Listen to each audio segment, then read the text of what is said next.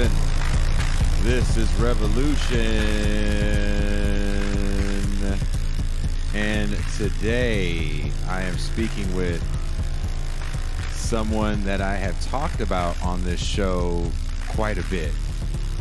I have mentioned this gentleman's work, I feel like ad nauseum.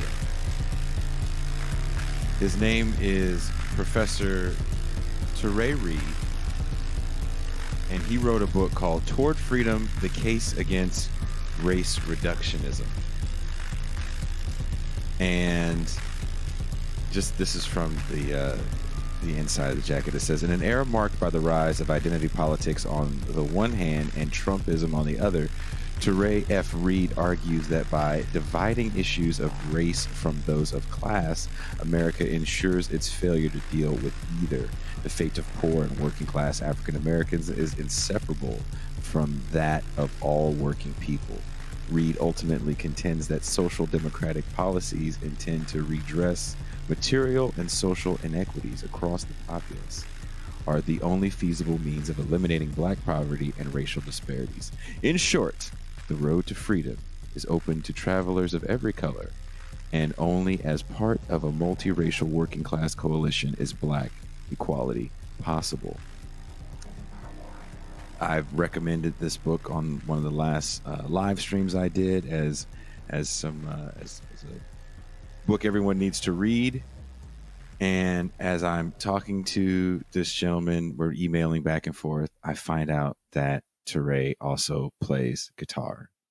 Holy shit. And I'm mad that I didn't hit him up for the episode about race and heavy music. Dang. Welcome to the show, Professor Reed. Thank you. Thank you for having me, Jason. Great to be here. You often get thrown into this discussion of class reductionist. I feel like far too often. And I think it's because as you put so perfectly in your book, there is an element of race reductionism and look, I do.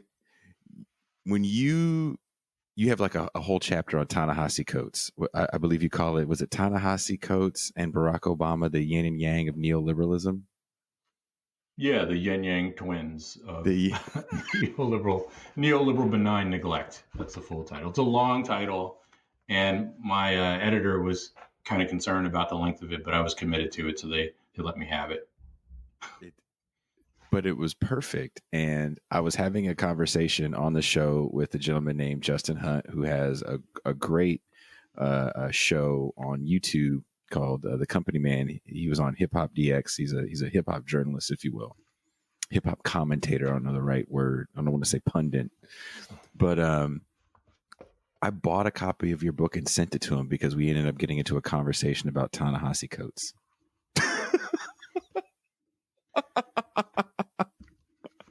And I was like, look, man, I don't really know Ta-Nehisi Coates. He could be a great dude. I don't know. But I definitely have some issues with him and his case for reparations. What was the impetus for you to want to write this book? Were you seeing something in the world that you felt wasn't being addressed? Because it felt like it, reading it, it feels like a man that's like frustrated. Well, it's funny you say that. I mean, I don't know. Well, yes, I was frustrated, to be blunt. But as the book developed, it started actually, its roots dated back to, or traced back to, an article that I'd written for Jacobin magazine called Why Liberals Separate Race from Class. And that article centered on the then commonplace misconception or I should say mischaracterization of Bernie Sanders' agenda as class reductionist. And there was an incident was it Seattle, I want to say, in August of 2015, where a Black Lives Matter activist named Marissa Johnson had stopped the Sanders campaign or a Sanders stump speech, and characterized him as a class reductionist, and had then done the rounds. And what I was struck by was, again, that her characterization was a mischaracterization. She insisted that Sanders had never staked out a position on race that appreciated that race was an entity that existed unto itself, and it reduced all the problems that confronted Black people to what some would call classism. I'm not quite sure what classism is. I know what it's supposed to be, but I'm not really sure what it actually is. And the thing that was interesting about it is I think she would have been right that Sanders didn't see racism or race and racism as an entity that exists apart from the material world that we all live in. But the mischaracterization piece is that she insisted that liberal social policy had failed Black Americans. She and many other activists at the time had characterized Sanders as carrying on a long failed tradition of liberals to reduce the problems of Blacks to economic inequality. And that characterization of liberal social policy, skip Bernie Sanders, was tantamount to a characterization of up is down. She was certainly right that liberal social policy had failed to close the wage and wealth gap. I would say predictably, actually, going back to the Johnson administration at minimum. But the problem wasn't that liberals had ignored racism. The problem was actually that liberals had tended to ignore or downplay the impact of structural economic changes on Black poverty, right? Liberals had tended to downplay the impact of things like deindustrialization and automation, and then eventually the decline of the union movement, and eventually, after that, public sector retrenchment, all of which impacted Blacks disproportionately. And instead, what liberals had tended to do was attribute lingering economic disparities to either race in the form of Black people's cultural pathologies, or racism in the form of white people's cultural pathologies, basically, but racism in the form of whites' visceral, I would say, even beyond visceral, pathological commitment to white skin privilege and anti-Blackness. That's actually why liberal social policy had failed Black. So I wrote this article to explore that. To my surprise, the article actually was a big hit. And in fact, I think there are people who liked it who maybe shouldn't have, because they might not have gotten the real point of it. But I'll take it. And the success of that article created an opportunity to turn it into a book, which I had not contemplated doing. But an editor from Verso, Andy Shao, an acquisitions editor at Verso, had reached out to me about turning it into a book. And after a conversation with him, I realized that the details of what I would likely cover, just basically what I covered with a caveat that's worth playing with, really were very similar to what I imagined my third book would be. And so I figured, all right, well, I did want to write a book like this at some point, and there's interest in this. So I'll roll with exploring the problems of post-war liberalism and its inadequacies vis-a-vis race. Now, the funny thing about it, though, is when I first started thinking about writing the book, so turning that article into a book-length treatment, I had not originally planned to write anything on Ta-Nehisi Coates. In 2015, in August 2015, when that article came out, I actually had gotten an invitation to write a long critique of Coates, which I declined. And I declined largely because I didn't want the hassle. I mean, everyone loved Coates. And I think I had only glanced at the case for reparations at that point. I would say it's still present. I would say it's present tense. Yeah, no, I think they still love him. That's absolutely true. But then I didn't want to deal with that hassle. And when I declined the invitation, I said, I don't want to deal with the hassle. But once I started, actually putting the book proposal together, thinking about how to put the book proposal together and what the chapters would consist of. Oh, I should tell you this. Instead of talking about Coates, I was actually going to do a chapter on Ben Carson and Obama. And Interesting. that was the original chapter idea, and that's the original chapter idea that I pitched. As I actually went through the details of what the book should look like and what I wanted to cover, I realized that what there was to say about Ben Carson and Obama, and they overlapped in some interesting ways, in ways that I would end up exploring without mentioning Ben Carson. I could say what I needed to say in about a paragraph, maybe two tops, but I really was forced to confront the fact that the elephant in the room that I was looking to avoid acknowledging was Ta-Nehisi Coates, because I think obviously he's had a huge impact on the way that, well, I mean, the way that white liberals talk about race and black folk talk about race and inequality. And I would say that it's very clear that he has, really good intentions. And I think it's also clear that he's done a masterful job of connecting with the broad audience, and he's introduced a lot of people to some concepts like redlining, let's say, that they were unaware of. And those are all positive things.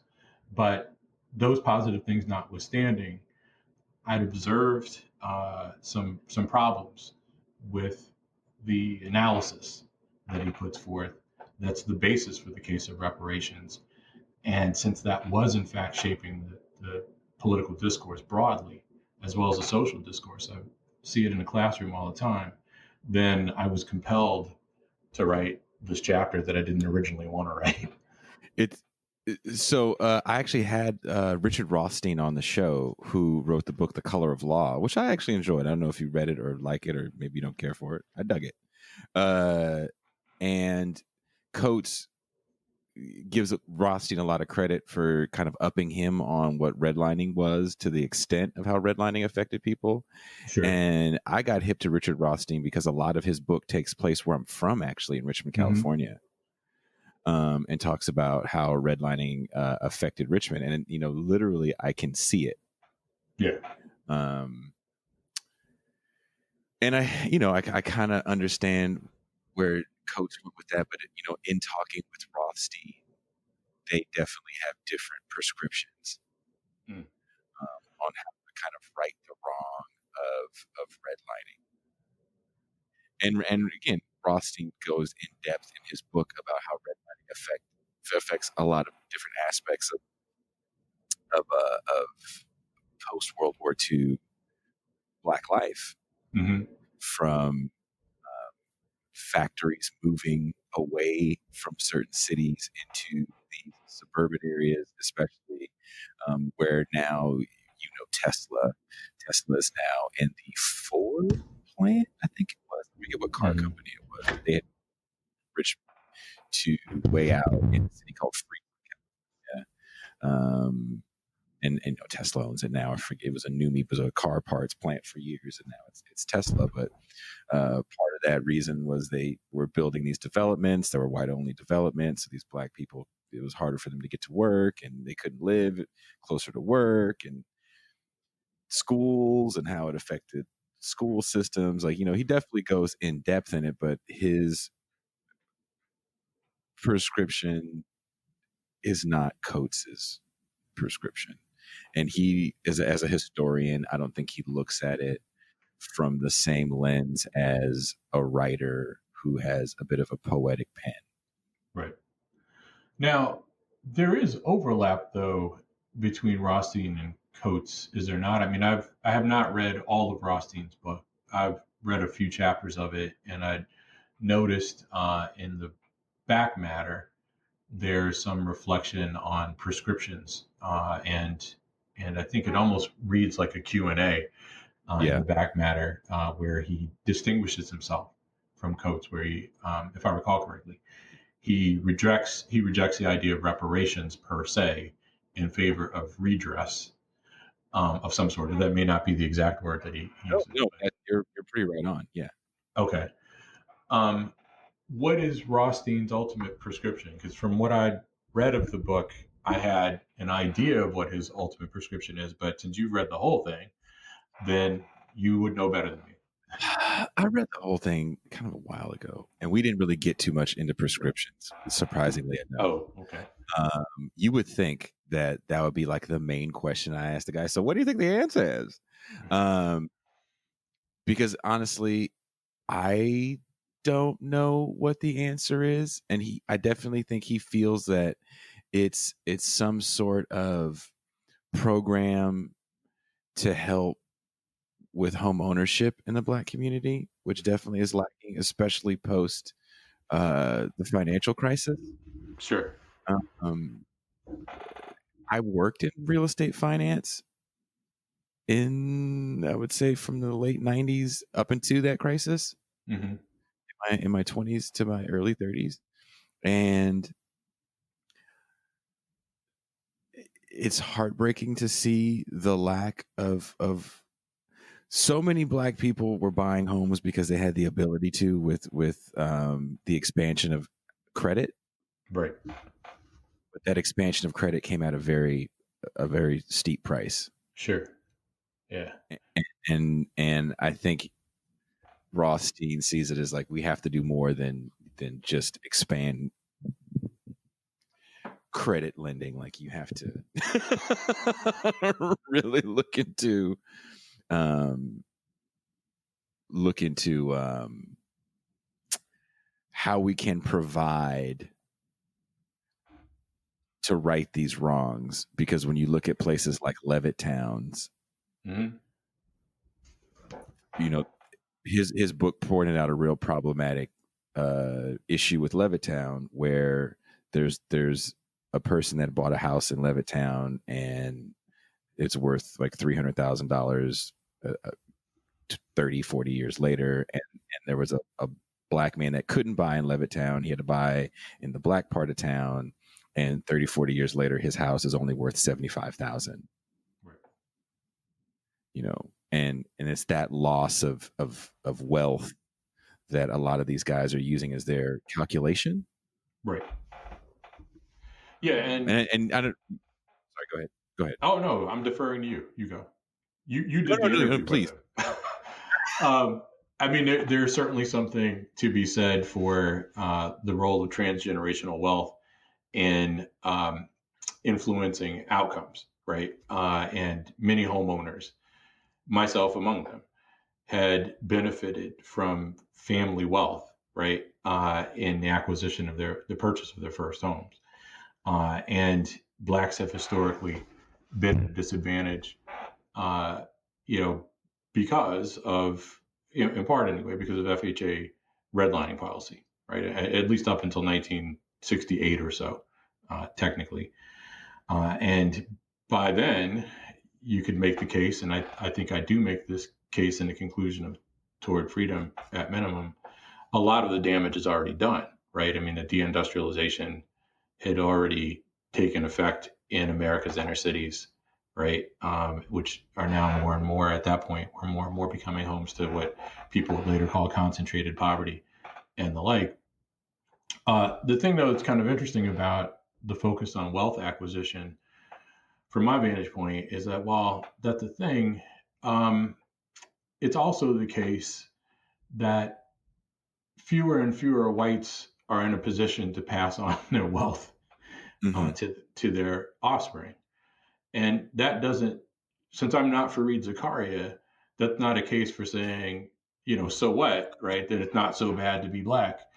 If I were Fareed Zakaria, then that's where I would go with this. But I am not a conservative, so or a neoliberal liberal, whatever Fareed Zakaria identifies as.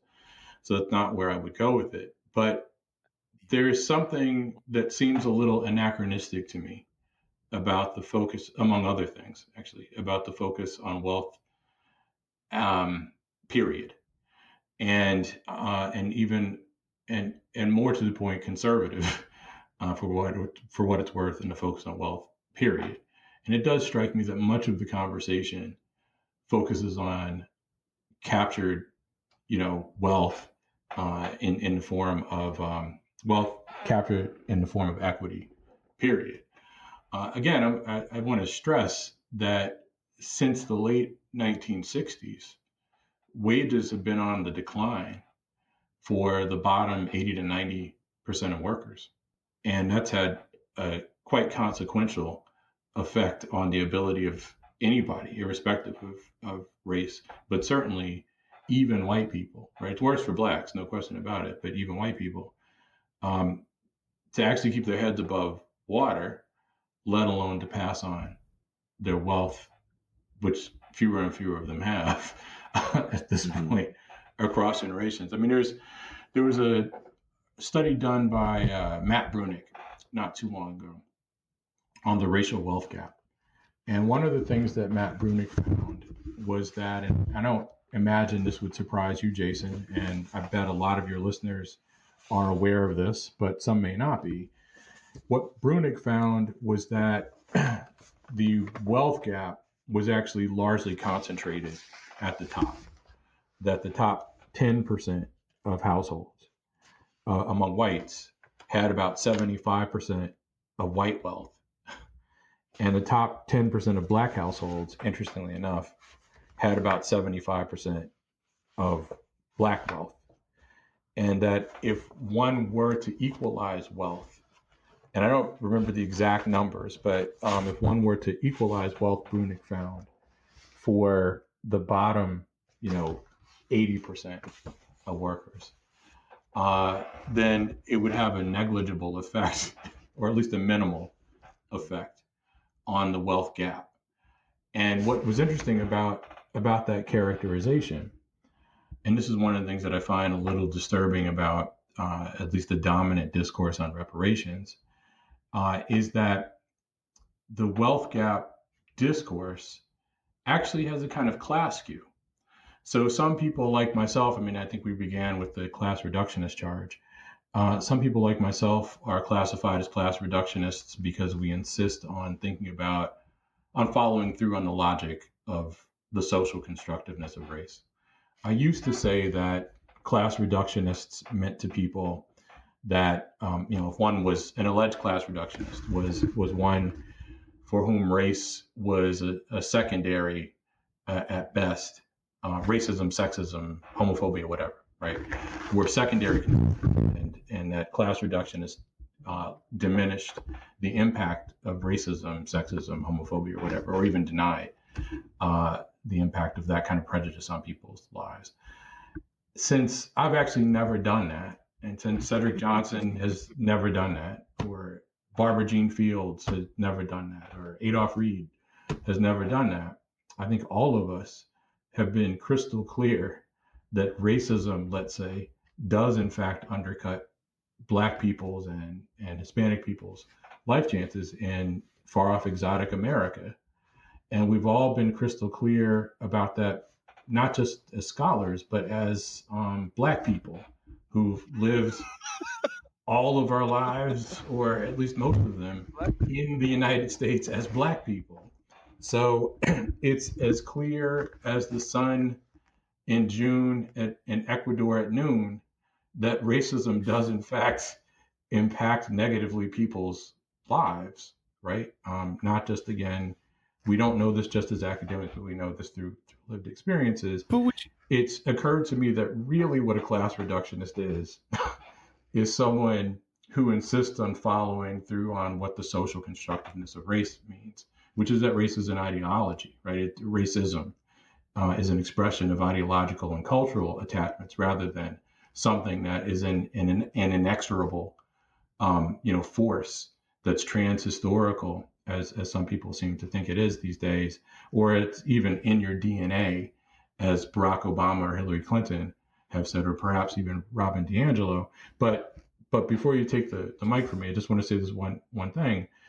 What distinguishes us, I think, too, from many people who are also invested in ending racial equality in some way, is I think that we're a little more interested in ending Black poverty than racial inequality per se, right? I'm interested in, I would like racism to go away. All right, sure. I think most of us would. I'd like jealousy to go away. Right? I mean, jealousy is not anybody's friend. I spent a lot of time watching Discovery ID, and so I'm Oh shit, familiar with you and jealousy and the work that both. it does. Right? I mean, murder porn, as the guys from South Park have Yeah, called it. love it. But True crime. My man. oh yeah, I hate to say this, and I probably shouldn't, but but the show Forensic Files, if you've ever watched that, which is probably what ignited my affinity for this stuff. Uh, my wife and I have long watched, and as horrible as the content always is, because of the Hmm? format, it's soothing. And we used to sometimes watch it to relax before bed, and again, it wasn't the content; it was the narration and the format and the pacing. Oxygen Network, Curtis, Snapped was like that too. he can But talk to me all night. Bill right, Curtis. no, they really know how to convey horrible stories in an oddly soothing way. But anyway, so we're a lot more interested, I think, in ending Black poverty, even though we would like racism to go away and invested in that too. Uh, I think I think what disturbs some of us, or all of those people on that checklist that I mentioned, and more, is that so much of the discourse seems to center more, particularly the wealth gap discourse, which is why I mentioned the Matt Brunig study, center more on doing things for relatively upscale Black people and blurring the distinctions between the challenges that relatively upscale or even wealthy Black people face in one column, and Black working class and poor people face in another column.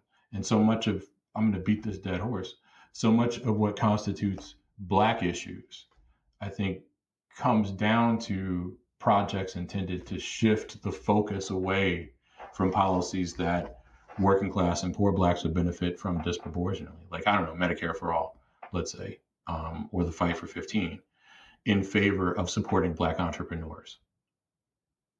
So the other night, last night, I don't know if you know the rapper Napoleon the Legend. He's on Michael Brooks' show. Yeah, I think he's still on Michael Brooks' show quite a bit, and Nomiki Khan's show, and we've gotten to know each other, and we were going back and forth via text on this Ice Cube. Oh, Did you follow any of the Ice Cube thing? I didn't follow it closely. I followed certain facets of it, though. So, and I'm not going to take a lot of time to spend on Ice Cube talk politics, but and we did a live stream. By the time this is airing, it'll be after the fact. But the other night, the night of the last presidential debate, we definitely did a live stream. Me, Napoleon the Legend, another friend of ours that's a musician, and the Ice Cube thing came up, and from a gentleman that Marcus from the Left Flank Vets, a bunch of post 9/11 combat veterans that are now socialists. So he asked me and Napoleon how we felt about the Ice Cube thing, and I was like, Ice Cube to me seems like a guy that has good intentions, that had sat in his basement for quite some time doing quote unquote research on YouTube, and he figured out the answer to all these Black problems, and the answer to these Black problems was more Black capitalism. Right. Like we need a Black version of Jeff Bezos. Like we're going to ignore the fact that Jeff Bezos and like the Mark Zuckerbergs of the world are kind of like shitty people, and they just defy all labor laws in their lust for more. Um, but if we have a Black one, he'll be better. Right. James Foreman Jr. wrote this book that I really liked called Locking Up Our Own, Mm-hmm. which really looks at, he starts it off. He's like, I'm in a courtroom. I'm Black. I'm defending this Black kid. The cop that arrested him is Black. The bailiff is Black. The judge is Black. Everybody's Black in here.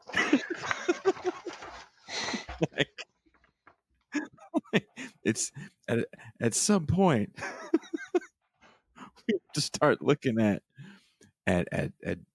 Black cops aren't going to solve the problem with police killing unarmed Black people. Sorry. it's not going to stop because the cop is black. No, you know what? Can I share an anecdote with you? I mean, it's relevant. So when I was, as we talked about before, I grew up between Southwest Atlanta, Georgia, where that god awful ATL was set. And let me just say that that's not why T.I. will burn in hell. Iggy Azalea is why T.I. will burn in hell, but ATL won't help his cause. Anyway, no salvation through ATL. But I grew up between Southwest Atlanta, Georgia, and New Haven, Connecticut. And when I was 15, I was walking home from school with a friend of mine. We're both black. He was 16 to my 15. We were picked up by a black police officer, essentially for being black kids in a predominantly white neighborhood, as I'll elaborate on in a second. The cop that picked us up was black. And when we got to, and we were fortunate that the scene of the crime was actually right next door to my home. So while some idiot positively identified me when we got to the scene of the crime, this was the era of Prince. So there was something about that Prince bang I had over my right eye that made me just seem so dangerous. But anyway, it's true. Ooh. But anyway, I can't do the falsetto, unfortunately. But anyway, you get the idea. So so since we were cut loose, and didn't have to go to booking, thank God, but both scared to death. What was interesting about it is what happens afterwards. So we knew his parent and my parent had loose relationships with the store owners where an incident had taken place. And an incident had taken place at a store right next door to my home, as luck would have it, which my buddy and I were walking toward, not away from. The black cop picks us up. He takes us to the scene of the crime. Some idiot who didn't see the crime identified me positively as the guy, but other, cooler heads prevailed. So we were cut loose. Great. But our parents were a little taken aback by the fact that we were picked up. So they were curious, and they spoke with the store clerk who had the run-in with whoever the bad guy was. And it turns out that the perpetrator, and this was like a disturbing the peace kind of thing, right? The perp was probably about 10 years older than us, and I was 15, my friend was 16. So mid-20s, about 6'5", 250 pounds, and ebony complected. Now, you can look up pictures of me, right? So ebony complected doesn't come up for me. In the South, I was red bone. In the Northeast, I never got out enough, so high yellow it is. We refer to Toure as high yellow. There you go. And keeping it mellow, I might add, but especially during the novel coronavirus. And my friend was certainly browner, but not ebony complected. I was probably at the time about 5'8", 135 pounds, maybe 5'9" at most. My friend was also rather slim, but about 6'1". And other than race and sex, there was nothing about us that was consistent with the perp. Now, lots and lots and lots of black people have versions of that story. I have other versions. But what makes this one a little different is that since our parents, were in a kind of privileged position, they actually attempted to take action. So they filed a suit with the ACLU after speaking to the New Haven Police Department in confusion, wondering how given the description of the perp, that we were picked up, right? And so here's the interesting part of the anecdote, because up to this point, whatever. So the New Haven Police Department dispatched a police major who was also black. So the cop that picked up my buddy and me, black. The cop that came as the PR guy, black. And for all intent and purpose, the police officer who spoke with us was sent to speak with us and our parents, probably more so, as, again, a public relations project intended to shore up good relations with, at least I think, the middle class black people in New Haven more than anyone else. But anyway, and what he told us was chilling, which was, and I'll spare you the full details because I'm taking too long to tell the story. He described to us, he insisted that we weren't racially profiled. But the reason that he insisted we were racially profiled, we were not racially profiled, was how he described, the rationale for us not having been racially profiled actually was the essence of racial profiling. In other words, because I butchered that formulation, he said we weren't racially profiled because we really were. But what it meant, what he said, was that people aren't very good in their experience in describing age ranges, height ranges, weight ranges, or complexion. The only thing that people are really good at is describing race and sex. And so when a minority in a given community is the suspect in a crime, the all points bulletin, what dispatch reports, is only sex, a very broad age range, a very broad height range, a very broad weight range, and any identifying articles of clothing, and that's So in it. essence, trying to say the APP was like, we're looking for 2 black males, ages between 7 and 58. Oh, between 8 and 200 pounds. Yeah, I mean that's exactly right. Now here's the best part. So my father was incredulous, and I could have only. he said something to the effect, so you're trying to tell me if you were hypothetically looking for a white male perpetrator in a predominantly black neighborhood, like in Winchester Avenue or in the Hill, black or Hispanic neighborhood, that all dispatch would report, and you expect me to believe this, all dispatch would report as white male, ages 15 to 50, 5'5" to 6'10", and Yeah. 120 to 400 pounds. And the police officer who was dispatched, for public relations said yes, but he couldn't say yes with a straight face. Like he laughed when he said it. So again, I mean, there's life experience alone makes clear the extent to which racism shapes, who suspects are and who they aren't, but also that black people who work in law enforcement, which was really our jumping off point, right? Because it was James Foreman Jr. Yeah. That black law enforcement, from the beat cop to the squad car cop to the detectives to the police major who does public relations, and of course the prosecutors, et cetera, they're all shaped by the same language of criminality. And often enough, I think that language of criminality which is racialized, but it's actually informed, I think, to a good extent by a tendency to conflate disproportionality with totality, right? Because what they would say back in that era, and still do, is that, well, I mean, we paint, rather than painting the intricate landscape with fine brushes, we're going to paint it with a broad roller because, well, the blacks, as they would say back then or today, it's always the kiss of death when the definite article "the" precedes the ethnic or racial group, but the blacks commit all of the crimes, right? Or most of the crimes, but most means all in that context. So of course, we have every reason to be suspicious of you. Well, I mean, it makes sense that black police officers and Hispanic police officers would coalesce around that same narrative because it's good policing, right? I mean, as they are trained, it's good. And I think, and I also think we forget where they police. Was it David Graeber said police officers are bureaucrats with weapons? Hmm. And growing up where I grew up, there's a lot of that. I'm going to pull you over, especially, where I live now in Oakland, California. Let me pull you over for a taillight. Right. Because I know if I pull you over for a taillight, there's something that you have done. And when I find out you have done something, you are now a criminal. Right. And all I'm going to deal with all day long is criminals.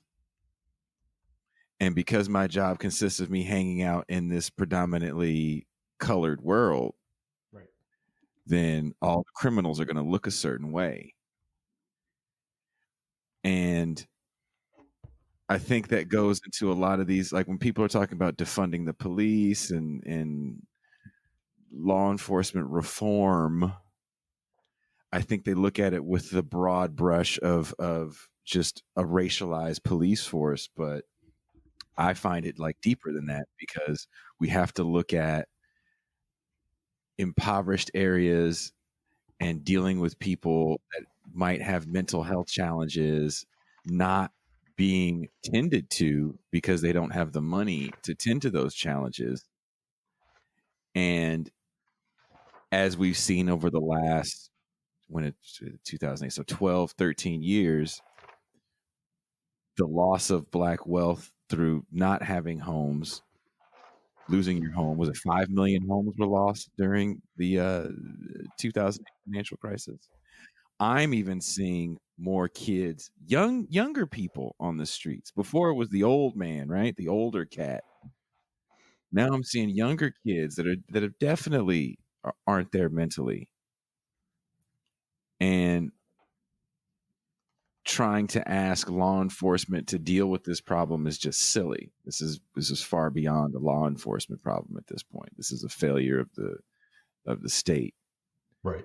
No, I mean, and law enforcement is after the fact, right? I mean, it's dealing with, it's a way to deal with a systemic societal problem, but rather after the fact, rather than preventing the problem in the first place. And I mean, in keeping with James Foreman Jr.'s work, if I recall correctly, I mean, among the things that he points to, and I mean, you got him, Marie Gottschalk, and there's a very cool article written by the author's last names are Clegg and Usmani, called "The Economic Origins," I think, of mass incarceration. But Foreman, specifically, I think, had found something to the effect that looking at Black men born in the late 1960s, so Gen Xers, right, who had dropped out of high school, a Black man, again, born in the late 1960s, who was a high school dropout, has 59% chance, at a 59% chance of going to prison at some point in his lifetime, contrasted with a Black man who had attended college who had only a 5% chance of going to prison. Mm-hmm. So there was a class dimension to some of the problems that Foreman had pointed to. There's definitely a class dimension, and I'm seeing this discourse pop up again, which is real interesting that you and I are finally having this conversation. I think we were off air, and I was telling you that like all these people are I'm seeing them complain on my social media feeds about Joe Biden and his 94 crime bill, and I'm like, well, you're saying this kind of late to the election, and where were you in 94? And it's a little more complex of an issue than just Joe Biden wrote a bill that said lock up all the Indians. Like, I don't think that was part of the bill. And I don't think people understand what the climate was like during that time frame, especially when it comes to crime in poor communities that ended up being predominantly Black and brown. Like, I get real nervous around gunshots growing up out here. I don't think they're cool. I get uncomfortable around them because I remember having to grab my younger brother who didn't understand why the sky was lighting up. I mean, it's fireworks to him. But when we're having like family time in the late 80s, early 90s, and we're sitting around the television and all of a sudden they're shooting across the street, and you have to grab your younger brother on the ground because he wants to see what's going on. Right. It was a frightening time. And I'm not saying that justifies the bill. There were a lot of people, good intention. I think good intention people. I think at the end of the day, people kind of have good intentions, right? That I think everybody who gets off of his lazy ass to do anything, his or her lazy ass to do anything, has good intentions. I don't think I've ever met anyone who wasn't motivated by the best of intentions as they saw it. Though it's the as they saw it that's the star of the show, right? And that's the problem, is as you see it. And I think most people saw it through a lens of, well, there's Crack's a problem. Right. That's why this is happening, because of crack. We Well, don't need to and employ these people. We just yep. No, and I think that in keeping with you had to be there. I was there, and I was voting age, and for what it's worth, I didn't vote for Bill Clinton in '92. I sat out, and I didn't vote for Bill Clinton in '96. I sat out that presidential race too, and part of the reason that I didn't vote for Bill Clinton in either case was because of the tough on crime rhetoric, right, which was racialized, of course, and it was a way to deal with the problems of late capitalism, not by addressing them head on, but by sweeping under the rug the human toll, right? And in this case, the rug was a brand new shiny prison. And that was obvious at the time, right? And so when I'd seen someone like, what's his face, Charles Blow, had written a couple years ago an article, is kind of his mea culpa on the Omnibus Crime Act, because he had been bitten by Black Lives Matter, and bitten by the Black Lives Matter bug, I should say. And so he was reflecting on his failure, the failure of foresight on his part to be enthused by, to realize the damage, long-term damage that Omnibus Crime Act would do. And I was dismayed because he chalked it up to, youthful ignorance. I thought, well, I won't tell you exactly what I thought, because I won't use the words that went through my head, because that could come back and bite me. But I thought, are you kidding me? We're the same age. And I saw it, right? So you can't chalk this up to youth. You just didn't give a shit. That's fundamentally what it was about. But one of the reasons he didn't give a shit. I just want to interrupt real quick. Do you think, because did you have a pretty good capitalist critique in your household, though? Oh, for sure. Yeah. Look, my full name is Toure Fanon. So, yeah. There you go. So I remember my earliest memories date back to when I was about 3. My dad had started grad school at Atlanta University when I was about 2. And from 3 forward, I remember sitting around occasionally with adults who were drinking gin and tonic, talking about the inevitable collapse of capitalism or whatever those conversations were. So in that sense, I would have the edge on Charles Blow, I suppose. But it was, I would say, still pretty evident that what was going on, if you weren't captured by underclass ideology anyway, was the human toll of deindustrialization and the long-term legacy of mortgage discrimination, right? Because those two things go hand in glove. I think many people, talk about the mortgage discrimination period, but what made the mortgage discrimination so problematic isn't just the capture, the lack of wealth. That counts. That's part of the story, but that's I think only a small part of the story. What's even more important, something you alluded to, was the difficulty that many blacks had in the post-war era in acquiring good blue-collar jobs. In some instances, jobs that they had actually had when those jobs were in the inner cities. But in the post-war era, particularly after the Highway Act, when those good factory jobs moved to the suburbs, and the suburbs were zoned for single-family occupancy, thus reducing the number of rental properties in the area and blacks couldn't buy houses in those communities, right? Thanks to redlining. That put blacks at a huge disadvantage with respect to gainful employment. And the fact of the matter is, even those of us who benefited from transgenerational wealth, whatever our race, with respect to home ownership, also had to qualify for a mortgage.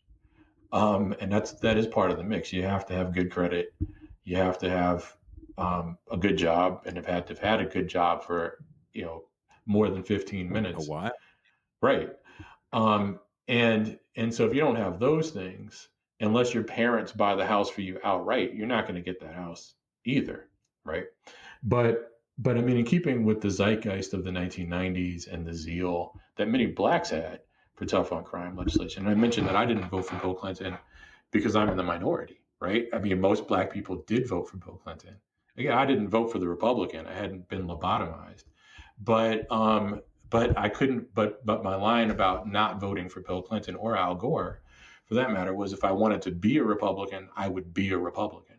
I wouldn't go for Republican light, which is what they ran on from, in effect, the damage that they inflicted on the trade union movement to the Clinton Republicans' embrace of Reagan Republicans' racialized war on poor people, right? I mean, that was racist. All the underclass ideology that Bill Clinton had spewed at that time, which contributed to the zeal for the tough on crime legislation, right? The super predator language and that kind of thing. But the fact of the matter is that the vast majority of blacks voted for Bill Clinton. Despite that, and I would say even partly because of that, Toni Morrison, for God's sake, described Bill Clinton as our first black president, right? But part of the reason for this, to take forever to get to this point, is that the black murder rate was very high, right? I mean, I think the black murder rate at the time was like 7 or 8 times higher than the white murder rate. It was likewise, reflected in the culture, right? Well, to your point, we get Boys in the Hood, right, which is 91. So this is right before Clinton comes into office. We're at the end of Bush Senior. right. The music kind of reflects it, right? Everywhere is a ghetto and a war zone. And coming from the ghetto war zone, yeah, people were getting shot. Shootings happened a lot, and the cops weren't there. And I lived down the street from the police station. Wow. And the cops just they didn't fuck with you where I'm from.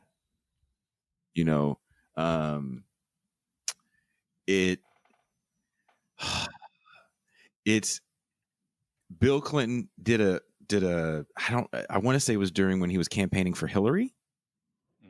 And he was in a room full of black people, which I'm sure black people turning on Bill Clinton is probably still fucking with him to this day. He probably has nightmares about that shit. Like, with the saxophone on Arsenio. Like, that was a long time ago. I'll wear boxers. And I feel your pain. Right. Yeah. My grandma met Bill Clinton and loved the hell out of him, by the way. He was that white guy, right? He was that Southern gentleman. Anyway, these black people are just yelling at him. And at some point he loses his cool and he's like, you asked for this. Right. You weren't saying this back then. Right. And that's true. It's true. I remember how there's a mall not far from where I grew up. And that mall started having a rule that two kids in general, but they meant little colored kids, couldn't, if it was more than 2 walking side by side, some mall security would break you up. Yeah. I don't know if your neighborhood was like that too, but that's how it was. People were getting shot at the movie theater. Right. No, and some of those films where people were getting shot or where shots were fired were reflections, as you referenced, on the zeitgeist as well. Like, I mean, as I recall it, and memory's inventive, so what do I know on this? But it was that films that were black films often enough, like Boys in the Hood and those kinds of films. And I'm not suggesting that Boys in the Hood was one of the films for sure where shots were fired, but it was that genre of film. It was. And then motherfuckers shot at Boys in the Hood. Yeah. I just didn't want to be responsible for saying it, so I'm glad you took responsibility. I'm more than happy to take credit because I remember that was like, where were you going to go watch the movie? And I don't know if your neighborhood was like this, but mine definitely was, because there was a black theater, right? And there was a theater that you would have trouble getting into. Yeah. And I definitely wanted to be where the action was. So it's a black theater. I mean, what kind of teenager wouldn't want to be at that theater where the action was? Right. Everything was going on there. But I just think that when we look back at the 90s and we look at the crime bill and we look at a guy like Joe Biden, who's like 100 trillion years old, like, I kind of want for all these guys are like, this guy was like yelling at me because he had posted something on social media about 94 and Joe Biden. And I was like, well, what is your point? What are you trying to convey? Right. And then he responded back, literally, you don't understand systemic racism. Wow. I was like, I have an idea, but what is your point? Is Joe Biden going to get into office and just be like, all right, lock him up, everyone, paper bag test?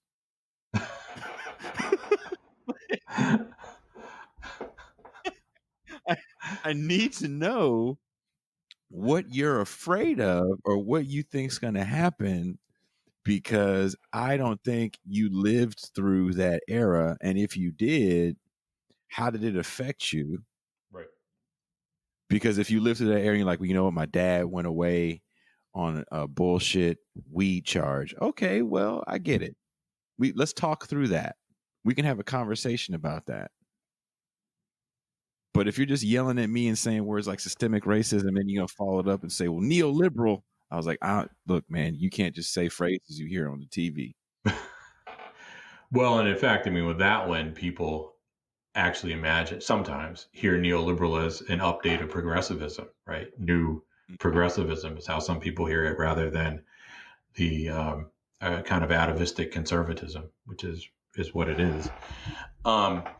Yeah, but what's interesting about the systemic racism point is, and I want to connect this to a point that I made earlier, that again in the 90s, the narrative about Black poverty was really not so much about the relationship between poverty and violence, right? Or so the narrative about Black crime, I should say, was not so much about the relationship between poverty and violence. It was racialist. It was a racialist narrative. And what I mean is, it's very clear, and I could imagine someone being struck with cognitive dissonance with hearing me say that the narrative wasn't so much about poverty and violence. The violent narrative wasn't so much about poverty, because people talked about them interchangeably. But the rub is, you had a discourse of that included stock phrases like not just super predator, which announces its racism, I would say, and did then, in my opinion. But you also had this language that many Black people embraced, like the epidemic of Black on Black crime, right? The epidemic of Black on Black male violence. And the thing that always bugged me about that, even in the 90s, when I was in my 20s, is that, well, if you took a broader lens, if you didn't just have a racial lens to apply to it, which did not work well for Black people, and a race exclusive lens in that era did not work well for Black people. Certainly poor and working class Black people, for sure. But if you broaden the lens just a little bit, it's not that there was an epidemic of Black male violence per se. There was an epidemic of male violence among poor Black men, principally. Poor men, sorry, not poor Black men, poor men.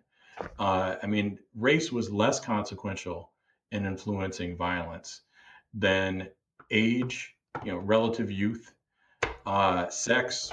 Men committed most of those violent crimes, and of course, poverty. But because we didn't have a discourse then, despite the current inaccurate contention that liberals have always insisted on talking about class instead of race, it's actually the opposite since going back more than 50 years. Since we didn't have that class discourse at the ready, what we had instead was an underclass discourse that insisted on discussing racial inequality rather than the disproportionate consequences of economic inequality on Blacks, if that makes sense. No, that makes all the sense, because if we go back in the Wayback Machine. So are you Sherman or am I Sherman? Which one of us is Mr. Peabody? You're hella Mr. Peabody, first of all. Okay. I think we're only like a few years apart age-wise. Yeah. But you get back in the Wayback Machine, which people don't like to get into, and we re-examine these people that were supposed to have the voice of the Black community. Spike Lee, John Singleton. Who else was really speaking for colored folks back then? Who did Menace to Society? Oh, the Hughes brothers. That was the Hughes Tupac brothers. ended up Okay, beating up. yeah. Hughes And brothers then did Menace to Society. And then we had Juice. Juice was Ernest Dickerson, who was Spike Lee's cinematographer. Yeah, which is why that movie looked so good. It is a gorgeous looking movie. And he also did some horror movies, but which is interesting. I found, yeah, he did Tales from the Hood. Oh, and a few other. I didn't know he did that. Okay, to do with Candyman too. I'm not totally sure, but and then we had the Hudlin brothers on the lighter side, right? The Hudlin brothers, didn't they do like House Party or something like that? Party, yeah. Which to me is like the epitome of Black middle class. Yeah, like House Party is it is like the Black middle class movie, and so is Friday. Yeah, like Friday is funny though. The original Friday was funny. Friday is fun. I loved Friday. Yeah, that was a good one.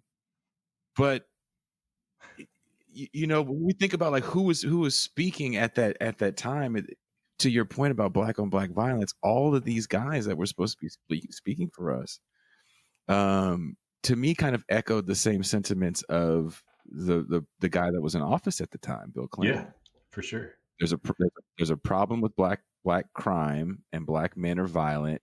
And they didn't necessarily say pull up your pants, but they could have. We could have heard those guys say pull up your pants. I laughed because they waited for the Black version of Bill Clinton to say pull up your pants, but and I don't remember if he said pull up your pants, but he definitely said stop eating Popeyes for breakfast. And I won't tell you again the words that run through my mind when I hear that, because they're a little too visceral to say for posterity. Runs through my mind, which is, why the fuck are you worried about me eating Popeyes for breakfast? Because that shit's delicious. We'll see. And I was going to say that in a more foul way, but that's right. I've eaten Popeyes for breakfast many times, and I've never had any gunplay. I've never been involved in any gunplay. I've never done a trip, had to make a trip to the Maury Povich show to determine if there was some baby mama drama on the horizon for me. Like all of the checklist of underclass stuff that President Obama would have been referring to with that one would consist of items that I've never checked, despite having eaten delicious Popeyes for breakfast. And it's delicious. And so why I asked you, and I wasn't trying to be facetious about it at all. Why I asked you was like, did you grow up with some sort of class discourse in your house? Is because a lot of us, even us Bay Area kids, there's only a handful of my friends who actually had Marxist parents. Yeah. Considering the Panthers are from here, there's only like a small handful. So that means most of us got our kind of awakening to the politics of everyday life through the lens of either music, your parents, or these conservative Black views that we're being told are liberal Black views. Right. Well, it's funny that you've gone there, as I forget how Roger the Alien put it, but that everyone in the Midwest said for too long. And I am in the Midwest. But anyway, I was actually supposed to write an article on for the Journalist Catalyst on that was titled, the working title is Menace to Equality, and it's centered on how those hood movies, John Singleton and obviously Menace to Society, and Juice wasn't in the mix, but most of the films that centered on the West Coast, how they sold. Hey, I mean, those were the best ones, right? But how those films actually sold underclass ideology to Black Gen Xers. And they pretty much follow the same pattern in terms of structure, the same kind of story structure that those supposedly anti-Vietnam War films from the 70s and 80s, none of which were actually anti-Vietnam War. They were all anti-conscription, is what they were. They're all anti-draft, but they weren't actually anti-Vietnam War. But they followed the same kind of pattern to storytelling that the so-called anti-Vietnam War films from the 70s and 80s followed, which was they took a kind of squad's eye view. Those Vietnam films took a squad's eye view of the Vietnam conflict. The Hood films took a squad's eye view of urban decay, but partly because they both have that lens, you get no sense of what the actual context is, right? That creates this human drama. And instead, since we get just the squad's eye view, if you will, of the problems of the Hood, then what we get is the empathetic version of the underclass line, right? I mean, it's exactly what you're talking about, which is we're supposed to feel for these characters, but the problem that the characters suffer from is not really so much the consequences of, joblessness, right? And particularly, the kind of joblessness that you would get in late capitalism, where there were jobs, but they're just not jobs anybody would want because you can't survive on the job working at Popeyes. Certainly, you can't rent an apartment, even, and not buy a house for sure on the job working at Popeyes the way you could at the GM plant, right? I mean, you could get the job at the GM plant at 18 and buy a house by 22 and be a real grown up, right? Well before you're thinking about turning 30, right? And then that's gone. Pension. Right, right. Working for 20, 25 years to get a pension. But so that's not part of the mix. Instead, what we get is Black cultural pathology. And it was a kind of Black nationalist take on Black cultural pathology. Yeah, I mean, it was, the legacy of slavery, right? So it's Coates in that sense, or Moynihan. But even if you put it on Yakub as the origin of the problem of Black social pathology, the end result is the extant source of the problems is Black men themselves, right? And it was certainly a gendered narrative, so I went there. So it's pretty clear, since those of us who are Gen Xers, no matter what our race, are Reagan babies by default, and certainly even Black Gen Xers imbibed Reaganism through hip hop and films like these Hood films, all of them. We end up having the kind of reactionary defaults or a take on the reactionary reflexes that our white counterparts do as well. And in all those movies, it's like, to your point, and I definitely, please hit me up when you're done with the article. Baby Boy, I do kind of like Baby Boy. Oh, yeah. But that's like the most racist movie to come out in the year 2000. Right? And probably one of the most racist movies ever produced by a Black person.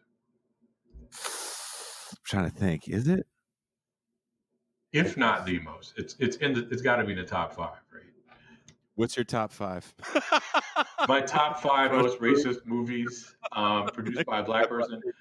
I have not sat down and done the deep meditation on that, because I was so blown away by Baby Boy that I was committed to Baby Boy actually winning that award, if only because it begins with grown Tyrese in a womb. Right. So what's a Black man called his friends, his boys? Right. Does he live his crib? That was something else. And I've cooked sausage, not a lot. I'm not a vegetarian, but I try not to eat meat a lot. I probably eat it too much. But even as one who has cooked sausage and bacon, I would never dream of cooking sausage the way that Ving Rhames did in that film. Oh, well, he almost cooked his own sausage. Yes. Like, who would do that? Who would cook would fry meat that way? The Seriously. guy that's banging Tyrese's mom, who was also the hot girl in House Party 1. She was. Which people make a joke about. There's a universe where that is the same woman, which I find Tyrese would have had to age hilarious. really quickly, though. Yeah, like it does. The math doesn't work. I forget how many years apart they are. It's like 11 or 12 years apart they are. Like she is a little older than him. But Baby Boy the way it starts too was woke black discourse. Yeah. And to some extent, it still is. Yes. Well, I don't know if you've seen it recently. And while I bought all of these films and began watching them, I didn't get to Baby Boy. So I haven't seen Baby Boy in several years. Though MTV seems to like Baby Boy too much for my comfort. Well, Weird. if I recall how it ends, he doesn't kill Snoop's the bad guy, right? Is that right? Yeah. So he isn't. Tyrese is not responsible for Snoop being popped, but and I think Tyrese's boy is or something, right? But Tyrese starts his own business. I mean that's his. Yes. He becomes Taraji Henson's stableman by the end. Yeah. And supports their child. But he starts his own business, but he begins his business by boosting from other retailers, right? Mm-hmm. I mean, isn't he stealing? So it's 100% profit as long as he doesn't get caught. Yeah. And I thought that was a fascinating blueprint for success.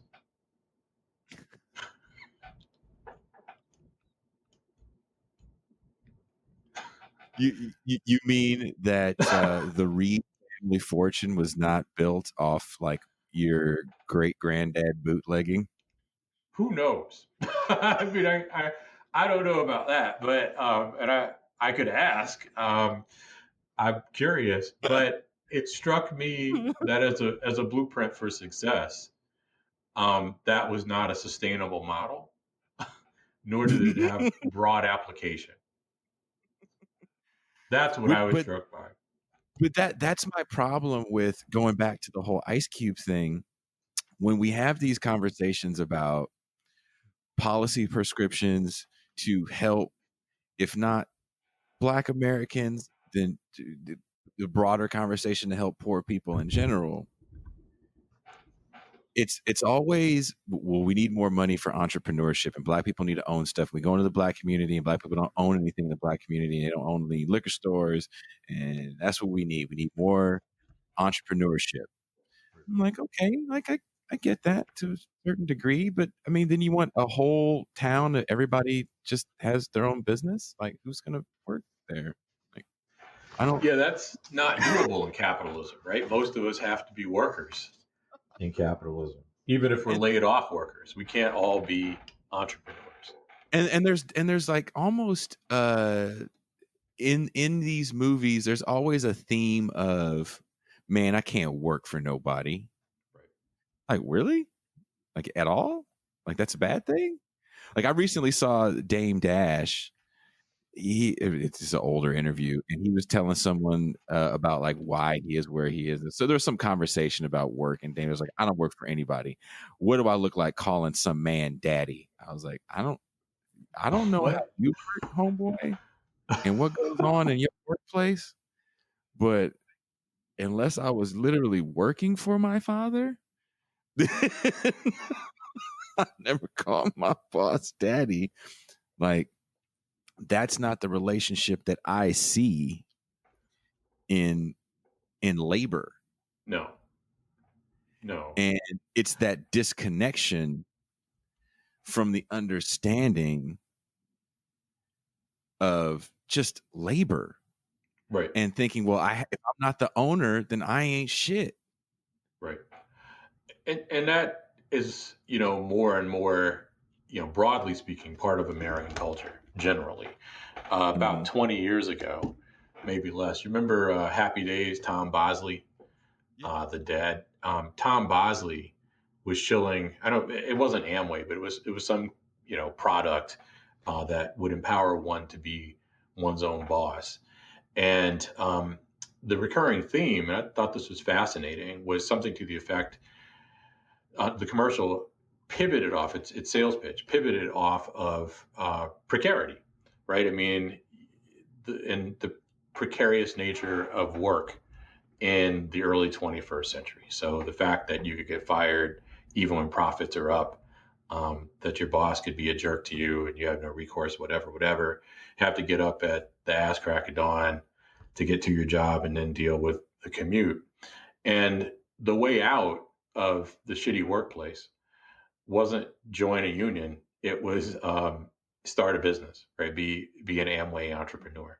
Mm-hmm. And that's been the line. I mean, for those of us who are Gen Xers, I think that's basically what we grew up with.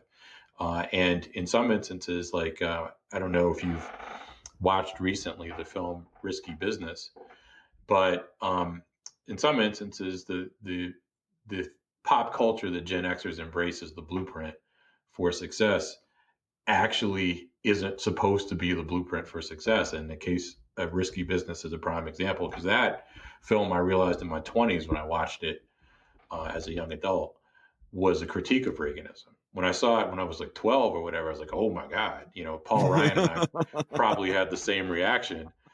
But the problem was, you have this kid, right, who gets over, this teenagers, or someone who wasn't a lot older than me, who got over on adults and had a hot girlfriend and made money as a pimp. I mean, what 12-year-old boy in America wouldn't have embraced that? Mm-hmm.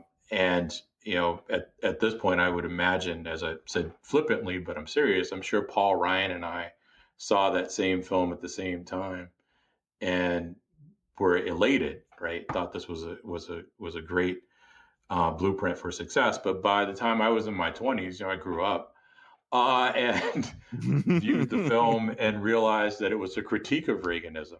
It's actually quite dark. But I don't think most Gen Xers realize that. Or I don't think most young people who watched that film at the time realized it. And then, of course, when you get to the 2000s, there's essentially a remake of it called The Girl Next Door. And it's basically Risky Business, but highly sanitized. And it's a celebration of entrepreneurialism.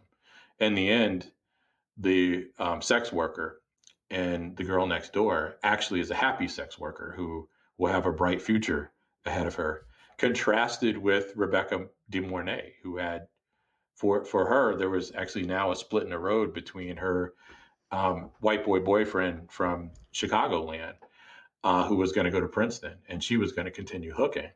And this was sort of the unspoken, awkward moment between them. And in fact, the writer of Risky Business had penned it as the Reagan era version of The Graduate. So, oh wow, it's really obvious. I mean, if you've seen the Graduate and watch it all the way through, watch Risky Business all the way through, it's really obvious that's what it is. He did a fantastic job. It wasn't obvious to me again at 12 or 13, however old I was when I saw it. But it was quite obvious to me after I'd seen The Graduate. It's a pretty cool movie in that regard. But again, I mean, we were sold on entrepreneurialism as the vehicle to salvation and freedom. And it's kind of a fascinating framework to equate business with liberty, because really, I mean, for business to work, you have to have workers. And for the workers, business is anything but liberty. You check a lot of your citizenship rights at the door, practically, when you go to your job. You certainly did before the New Deal, anyway. So yeah, this kind of entrepreneurial approach to Black uplift is the default, thanks in part to the fact that we're Reagan babies. It's also fascinating, though, because it's a throwback. Many people seem to imagine this is new, but this is a version, what we're witnessing now, I think, is a version of what Black politics looked like before the New Deal. And it wasn't anything good. It centered on self-help and entrepreneurialism. And these were alternatives to state action, right? This is obviously after the collapse of the populist movement. So most Blacks who obviously lived in the South and their citizenship rights had been nullified, obviously, by the 1890s. And with the Great Migration, which created some opportunities for various Black metropolises, not just in Chicago, but Black ethnic enclaves that were the product of segregation, created opportunities for Black businessmen to capture, Black businessmen and women to capture a captive market, basically, in the ghetto, in the non-pejorative sense of the word. And many championed this kind of ghetto community entrepreneurialism as a vehicle for uplift. I mean, this was a big part of Garveyism, obviously. And the realities of the situation were that entrepreneurialism, by its nature, couldn't uplift the race.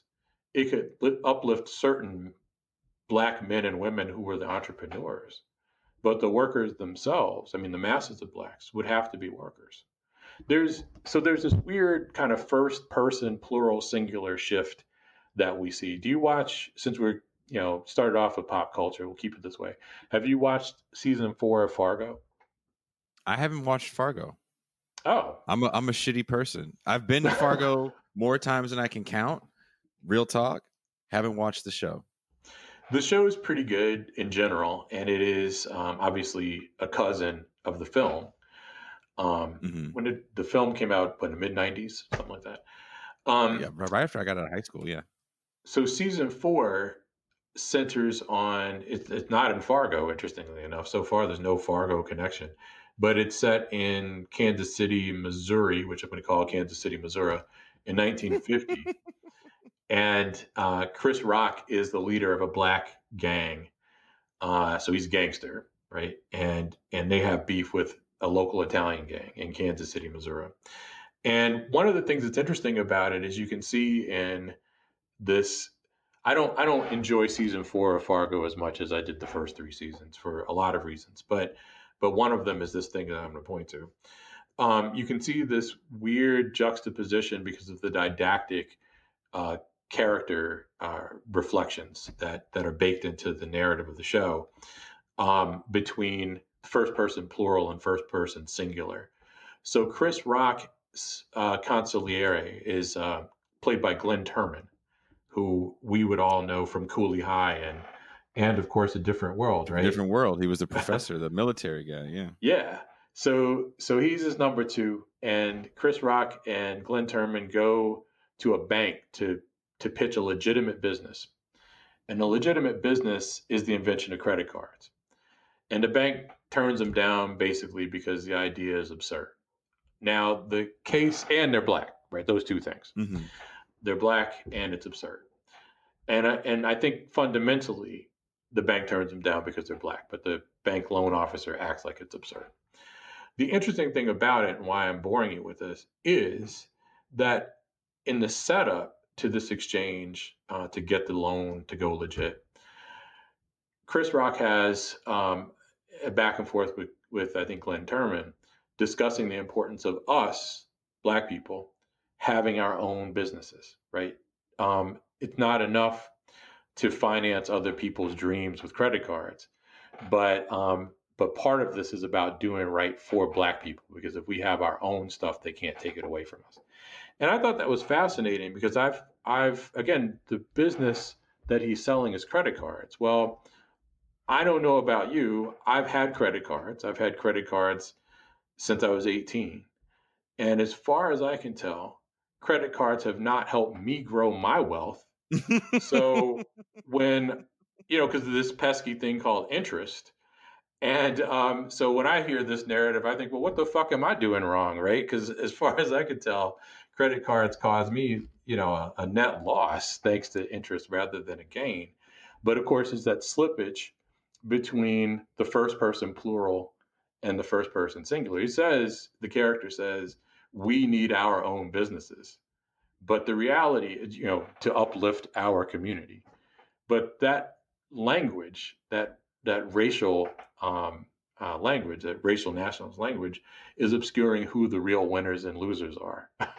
And the real winner in this precursor to the rush card is going to be Chris Rock, right?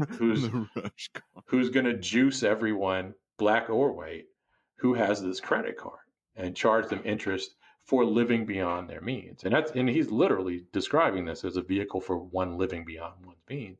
So it was a fascinating character reflection that actually, I think, speaks to our zeitgeist. And this is not new. We have seen entrepreneurial uplift, which is all this is, previously, and it failed previously, not just because Black people didn't have as much capital, in 1919 or 1920 as they would collectively in 2020. It can't uplift all Black people because in capitalism, most of us have to, be workers or losers, basically. Mm-hmm. There's a small number of winners. Do you, and that's kind of an issue that I have with I'm not a capitalist by any stretch of the imagination, as you can probably imagine. Just talking to you and reading Jacobin, right? Isn't that the anti-capitalist monthly? It's so overly frustrating because that becomes the dominant discourse. And as this Ice Cube thing, and then you had the Kanye West kind of too, that's all they're talking about. And there's never any class analysis to anything they say. And as we talk about money in politics, I was like, wow, money in politics, if you have a complaint about it, to me, I've had Green Party candidates on my show, and I've had Gloria La Riva on my show.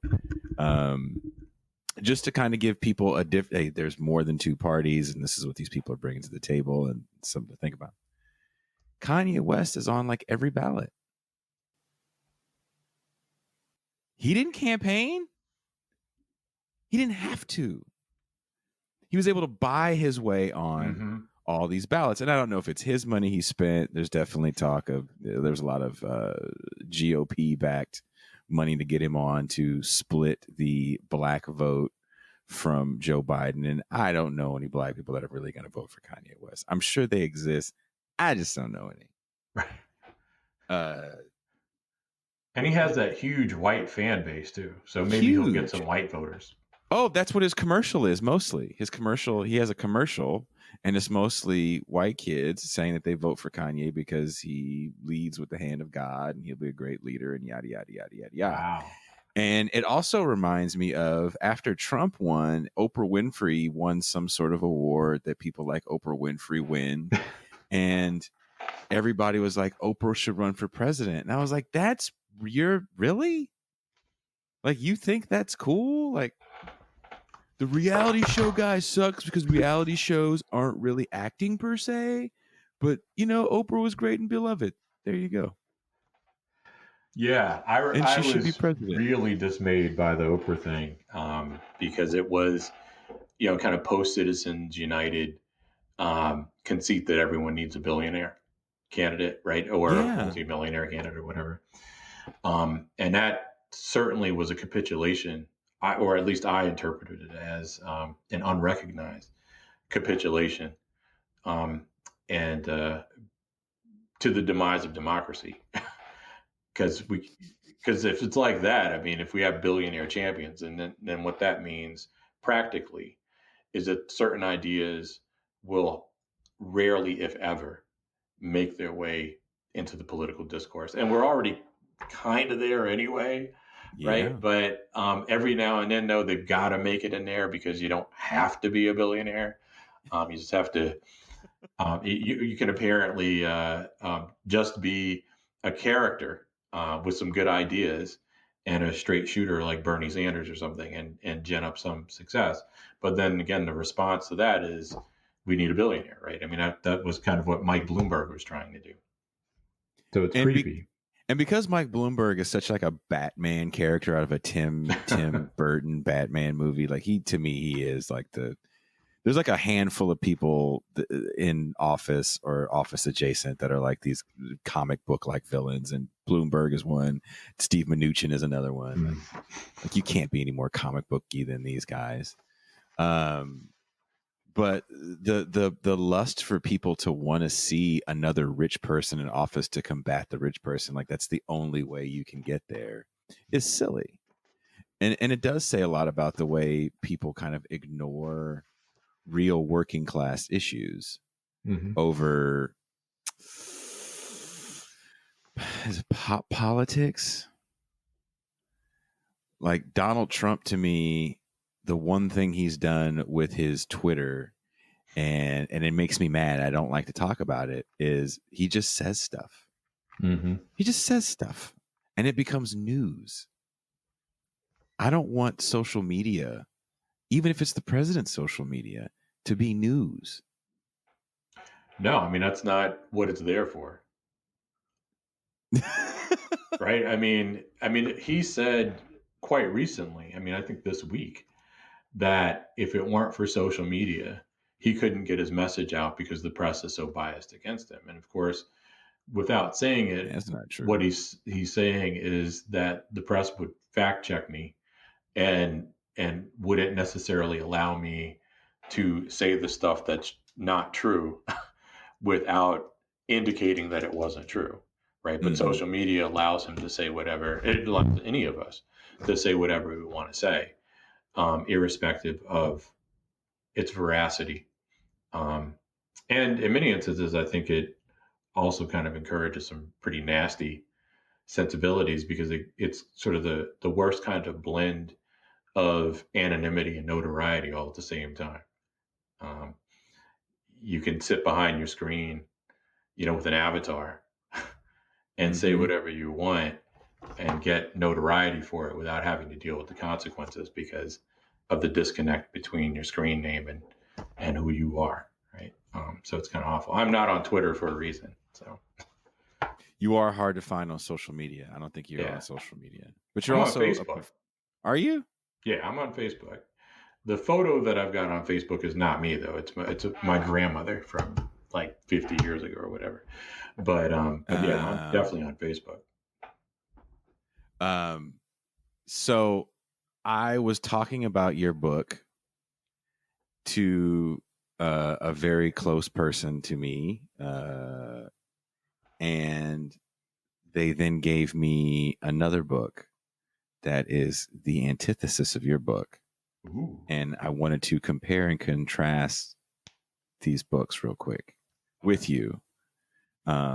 Maybe you've heard of this book. I never heard of this guy before in my life. But I will preface anything I read by saying, have you ever heard of Candace Owens? Oh my God. Yes, I've definitely heard of Candace Owens. Candace Owens is from Southern Connecticut too. So I like her accent, but that's all I can say. She's much younger than I am. I think she's from Stanford or something like that.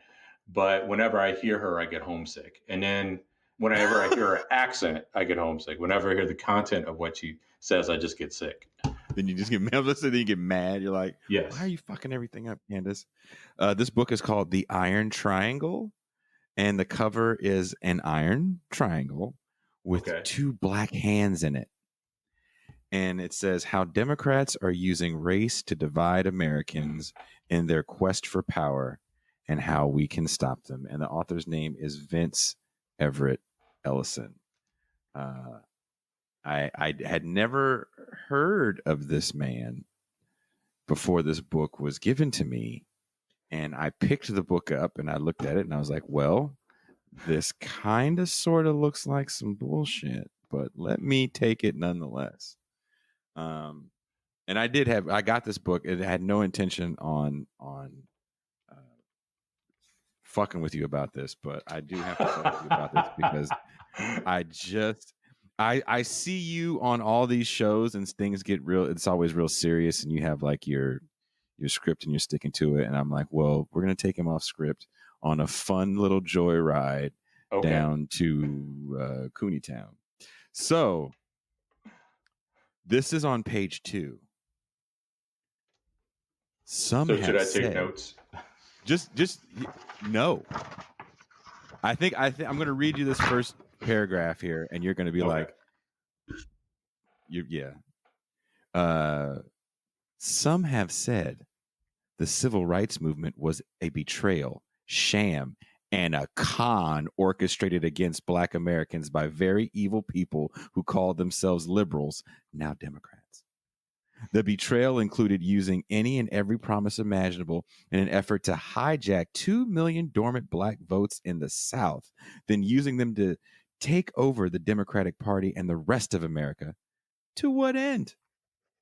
To drive all Christian values from America and then use America's power to implement their sadistic views worldwide.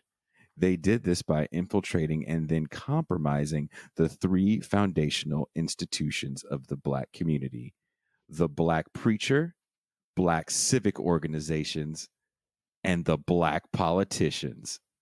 I call this trifecta the Iron Triangle. Wow. That's all I can say to that. I mean, damn. I mean, I can say that too. So the civil rights movement was a sham. He says, perpetrated by liberals, Yes. a sham against blacks, perpetrated by liberals to hijack a dormant Black vote in the South, I guess, with the end game of driving Christian values out of democracy, out of American democracy. Is that what he said? Yeah. And it in turn undercut the three pillars of Black life: the Black preacher, the Black civic organizations, and Black politicians. Huh. Mm-hmm. The That's Iron. interesting. This is how the book starts. This is page 1. That's a These bold statement. Negroes, they're getting pretty uppity these days. Now we've got to do something about this. We've got to give them a little something, just enough to quiet them down, not enough to make a difference. I'll have them niggers voting Democrat for the next 200 years. Lyndon Baines Johnson, President of the United States of America, a Southern Democrat from the Confederate state of Texas, was reported to have said this by LBJ biographer Doris Kearns Goodwin and Robert McMillan, steward on Air Force One, in response to a question posed to him by a group of Southern Democrat governors regarding his support of the 1964 Civil Rights Act. History has painted Johnson as a champion of Black Americans, but this statement suggests he and the Democrats had a different motivation. So, yeah, this is. So a democratically elected politician, so lowercase d, democratically elected politicians' efforts to shore up a political coalition that would ensure re-election, let's say. Mm-hmm. That is not how democracy is supposed to work. I mean, to be real about it,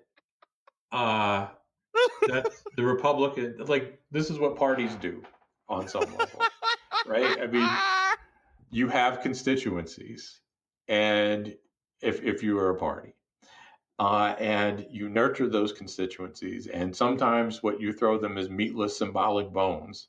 Sometimes you throw them meaty bones, but you have to at least pretend to throw them something in order to shore up electoral victory, right? I mean, that's what the Republicans do this, and ultimately the meatlessness of their bones, for a lot of the bones that they throw to a stratum of their base, the hard scrabble element of their base, you know, ultimately paved the way for Trump, right? Because they weren't getting anything out of it. So this isn't really the main problem with the author's point. And I'm sure there might be some listeners stunned that I'm just sidestepping the main problem with the author's point. There's so many problems, but you have to break it. You can't just jump right into the problem. That's not how you fight this. So no, Yeah. You're doing the right thing. Well, and I think the reason that one jumps out at me is because this is something I've heard conservatives say time and time again, about the Democrats essentially reeling in Black voters with welfare, let's say, and then by extension destroying the Black family. And conservatives reel in voters of whatever stripe with the promise of something too, right? I mean, skip the racism of that's embedded to that characterization that I visited there.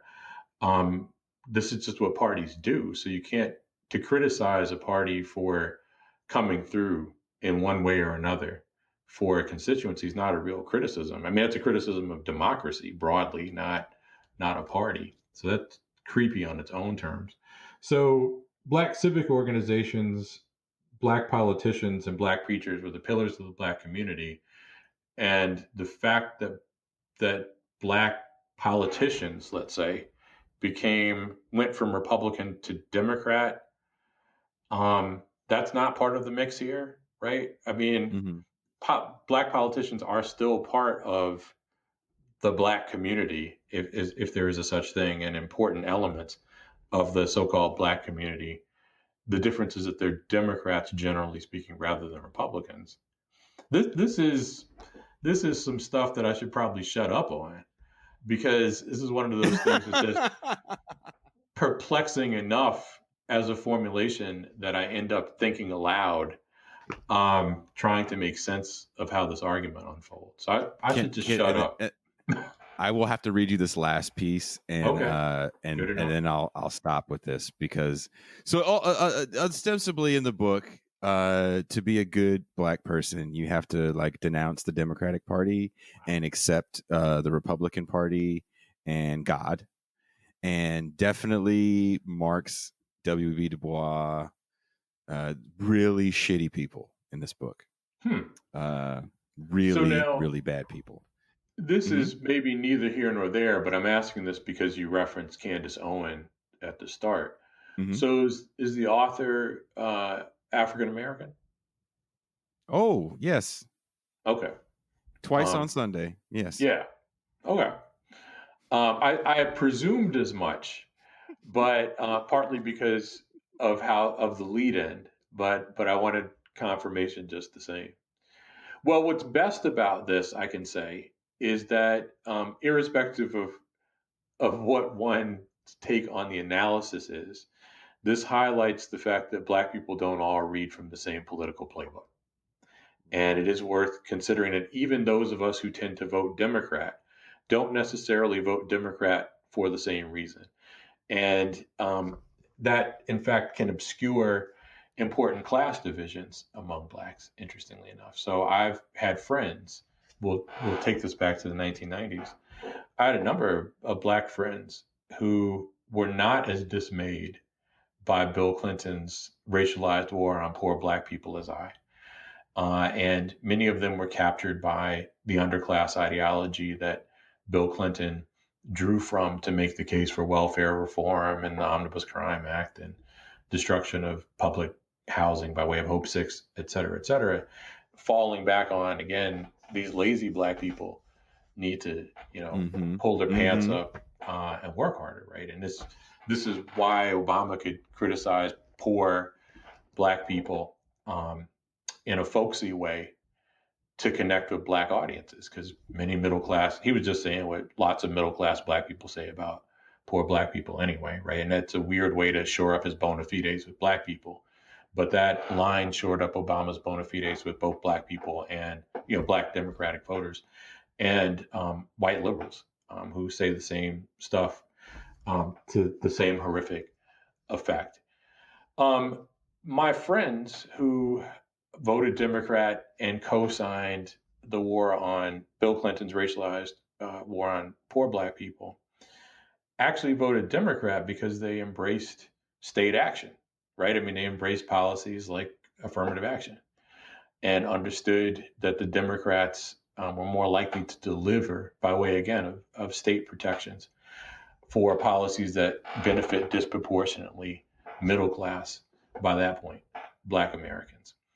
At the same time, a lot of working class and poor Black people also voted Democrat, partly because, or even largely, because they associated Democrats with the party that would engage in, use the state to benefit them, right? Even if Bill Clinton really wasn't that guy, the couple decades worth of history that 3 or more decades worth of history that preceded Bill Clinton, had established that track record. And you could even say going back to the New Deal.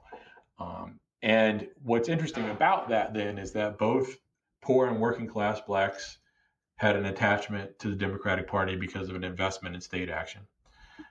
Upper class blacks had an investment in the Democratic Party because its willingness to use state action to protect their interests.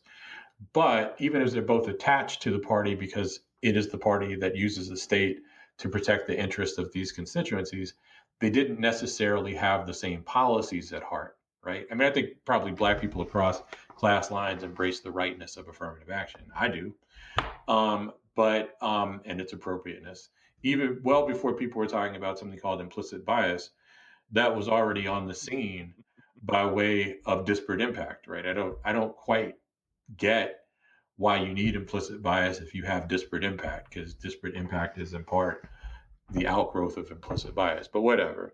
So, but I think, again, many middle class blacks embraced Reaganism by the 90s, at least some basic tenets of Reaganism, not the totality of it, and accepted the notion of tough on crime policing and its importance. And many poor and working class blacks embraced that too because they lived in communities beset by crime, but also many middle class blacks accepted the notion that that that poor blacks were lazy and were bringing this damage on themselves, and thus welfare was doing them a disservice. So, long-winded way to stress the fact that this person, who you point to here, highlights the fact that there's a diversity of perspectives, political perspectives among blacks. And while that one's an extreme, the one that I point to is probably closer to the normative diversity of experiences, of perspectives among blacks. I feel like this perspective is becoming a little more commonplace, though. Yeah, I think you're right about that. Just because there's this, like, a big reason why I do this show, I try to bring on people to really help me understand and help people listening understand, like, real leftist ideology and a Marxist critique of capitalism. Because at the end of the day, when we were talking about the 90s, capitalism was never uttered in those movies. Right. We never talked about it. And because we don't have any sort of understanding of any sort of critique of capitalism outside of maybe reforming it and making it nicer, or maybe putting our faces on the front of these things, right? Like, again, the black Jeff Bezos is just going to make Black America better. When cats like this start talking and start saying things like, well, Martin Luther King was bad because he's a Marxist, that's problematic. Yeah.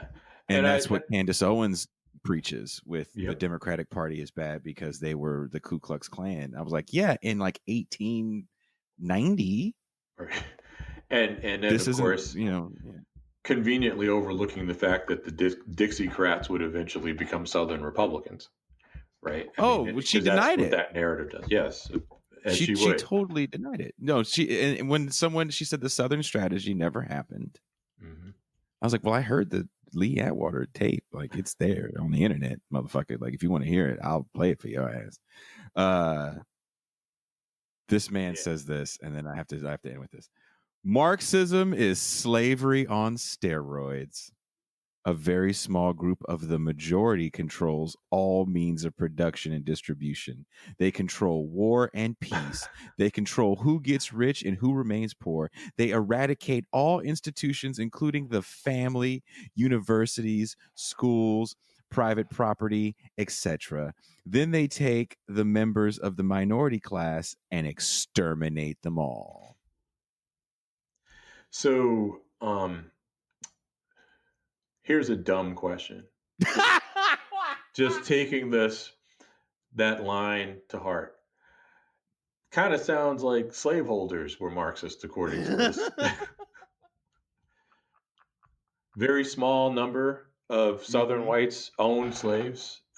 they comprised a disproportionately large number of the powerful people in the South because they were the wealthiest people in the South.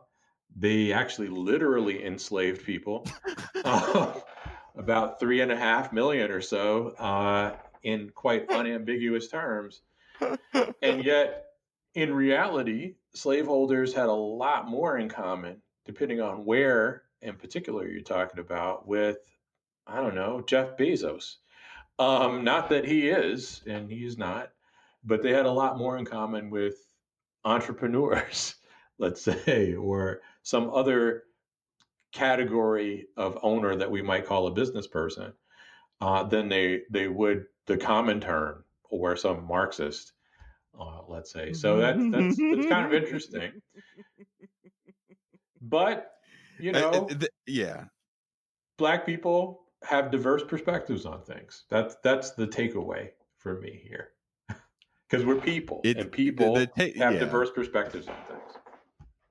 So next time, anyone listening, next time your job wants to have a implicit bias or diversity training, and that one person gets up in the meeting and goes, well, you know what the problem is? We need more Black leadership and we need more Black managers. And I want you to take out any excerpt I read from that book, because that will be your leadership right there. So there you go. In keeping with that point, and we had a fun conversation about this matter beforehand. And I will concede that while I've always embraced diversity, I came to realize about 10 years ago when I started serving on diversity task forces that what I meant by diversity was actually quite different from what a lot of my colleagues meant by diversity. And because the meaning of diversity had changed somewhat over the last 20 years. I think the vision of diversity that I had embraced was, basically some facet of the Brown decision, that people from different backgrounds would share space and common experiences, and would realize that their prejudices were in fact ridiculous, and through this human contact, their prejudices would be chipped away at. And in reality, what diversity has come to mean in the last 20, 25 years in particular, once corporate America had embraced it, it's 25 to 30 years, I guess, is ethnic pluralism. The idea that all Black people have a common experience that they will bring to the workplace or the school, and add value, right? Because we all share a common culture. And that means a common worldview. So I embrace diversity, but not the notion of diversity that is now commonplace, which actually seems kind of racist. I mean, which is what I think you're getting at, Jason.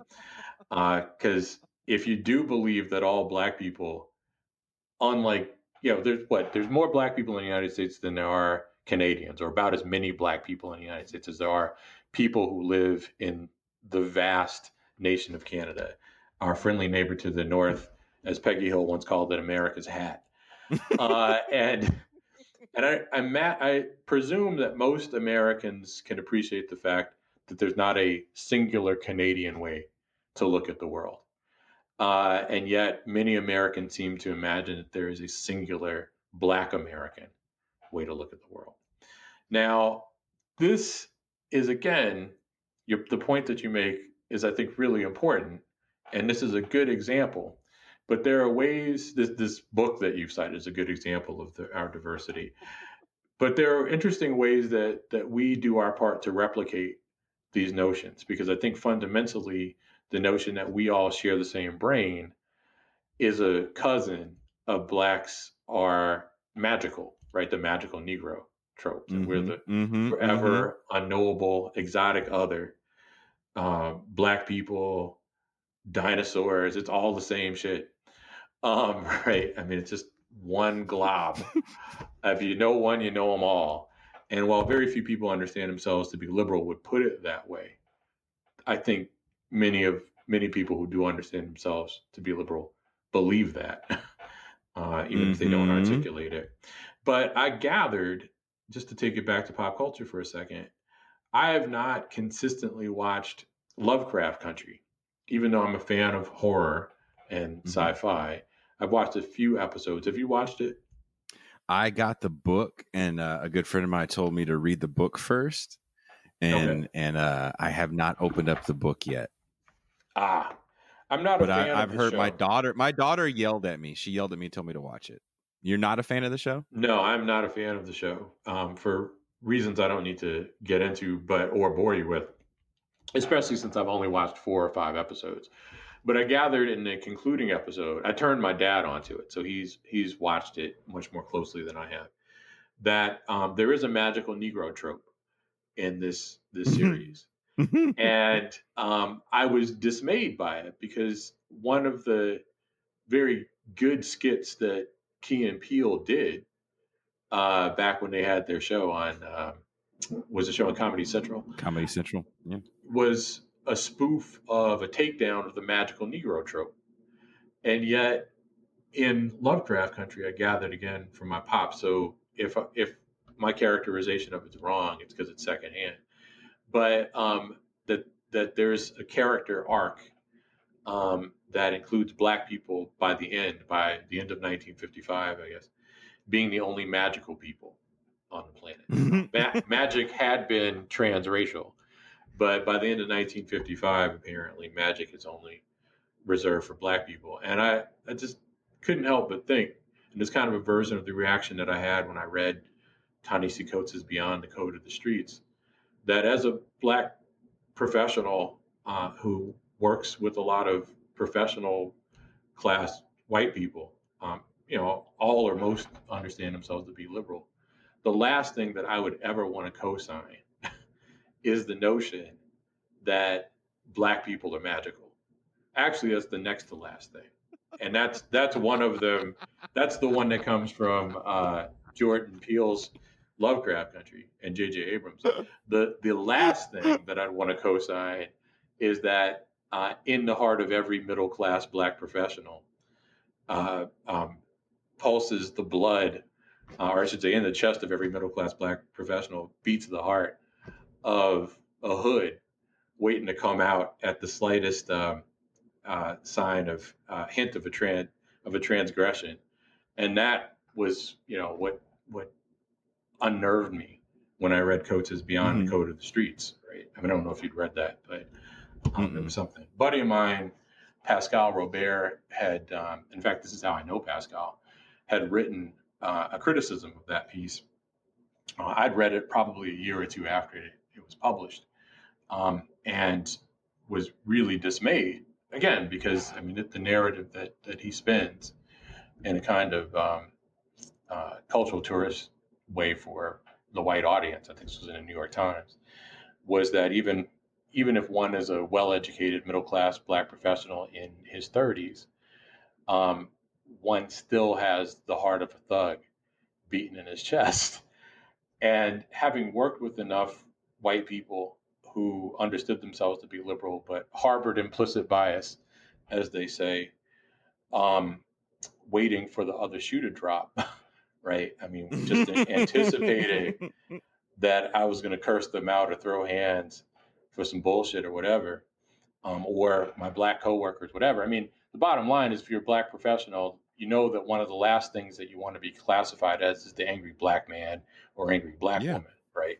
Yeah. And it struck me that Coates narrative was actually licensing the that disposition to cast us as the angry black man or the angry black woman.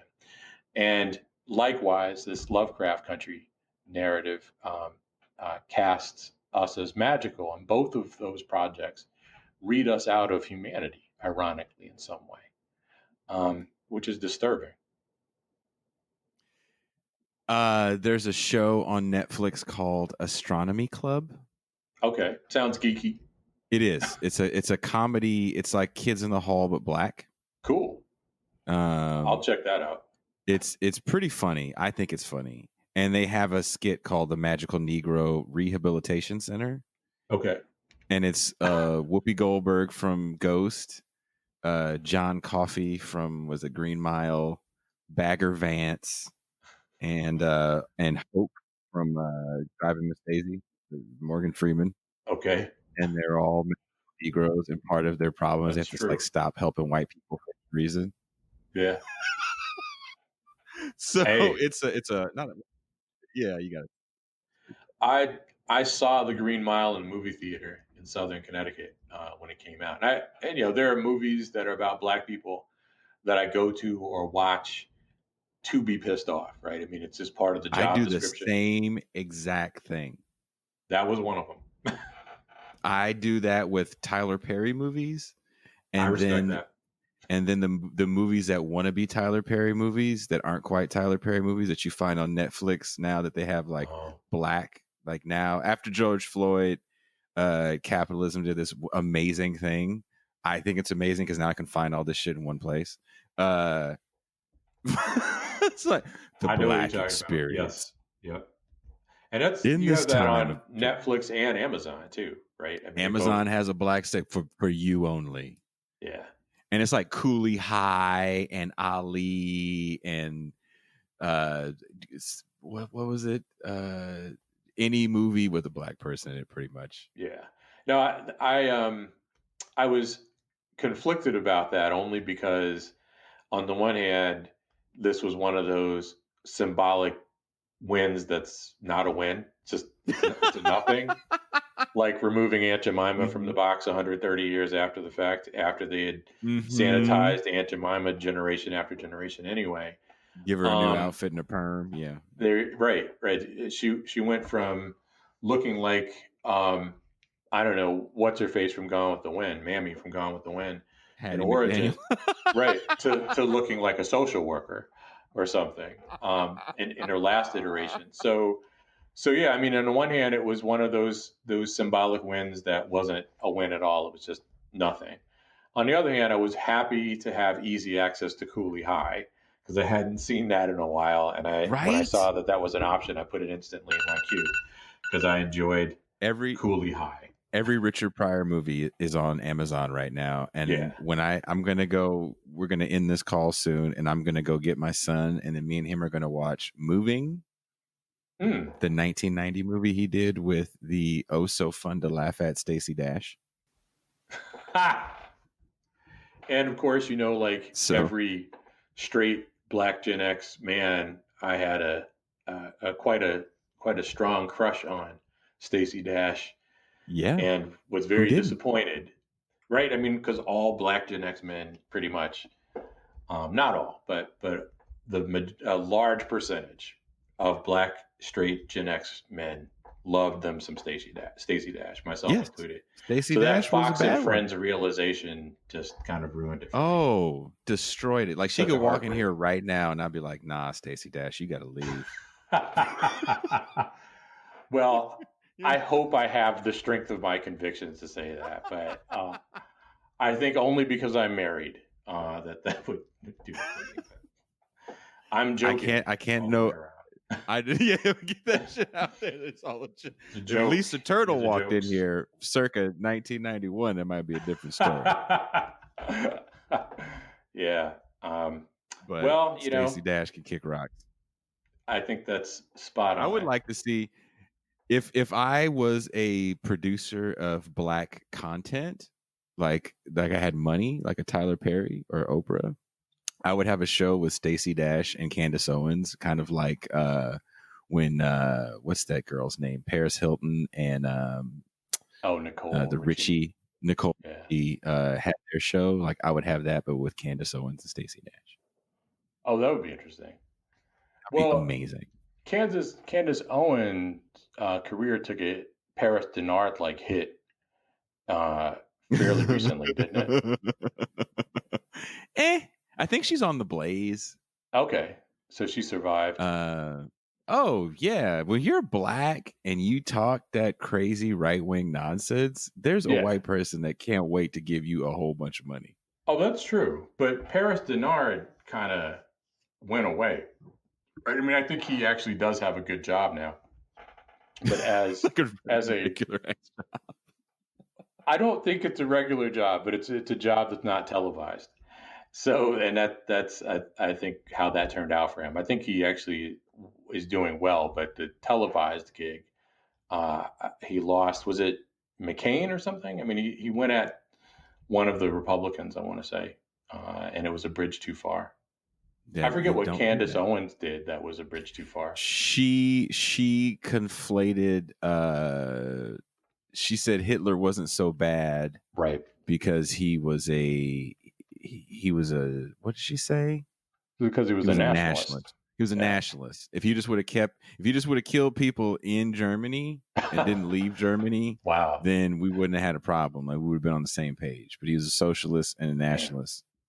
And Right. yeah, she said that in Europe, by the way. Wow. She was in, yeah. So it wasn't like she said it in Kansas. And that's why the backlash was there. Or she was in the UK. So she was in the UK and she was like, hey, by the way, F this guy, but not really. They're like, whoa, whoa, whoa. You don't know about World War II. And she's like, what do you mean? USA. And then they were like, you have to go. Like, Well, and it's always struck me that job description calls for being some kind of provocateur, and I can understand how it's difficult to figure out where to draw the line if your whole thing, the whole point of your job is to be over the top. How much is over the top, right? But I'm glad that was over the top. I mean, thank God for small favors. Can you imagine like, if that weren't over the top? but that's the thing. Like, her and the dude that wrote this it's entertaining because I can read it around people like you and laugh my balls off. They don't know what they're talking about. You have to also have a very large level of ignorance and just emotion. And because that man didn't read the Communist Manifesto and then you know what I got from this? This is what it's all about. He doesn't even understand Soviet era Eastern Europe to get this critique. He didn't read Souls of Black Folk to be like W.E.B. Du Bois is a piece of poo. Right. He heard some things. YouTube University it's a real thing. And, it's just a lot of, well, is this what you want? How much are you going to give me to write this book? Shit. Well, and I would be curious, not to beat this dead horse, but I would be curious as to what his beef is with Du Bois in the early 20th century. Because Du Bois in the early 20th century, late 19th, early 20th century, is kind of conservative, right? I mean, he's certainly not a radical Democrat or a socialist. But Du Bois, he died a communist.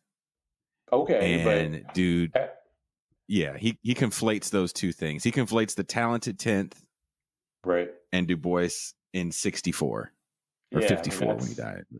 That's inappropriate. I suspect that he would like the author of this book would like the Philadelphia Negro. I bet you I would be surprised if the author of this book did not like the Philadelphia Negro. And the Philadelphia Negro is a brilliant text, but it reveals Du Bois's reactionary class politics. And to his defense, I mean, the reactionary class politics were in step with the time, right? I mean, so it just means that Du Bois, like the rest of us, is a captive of time.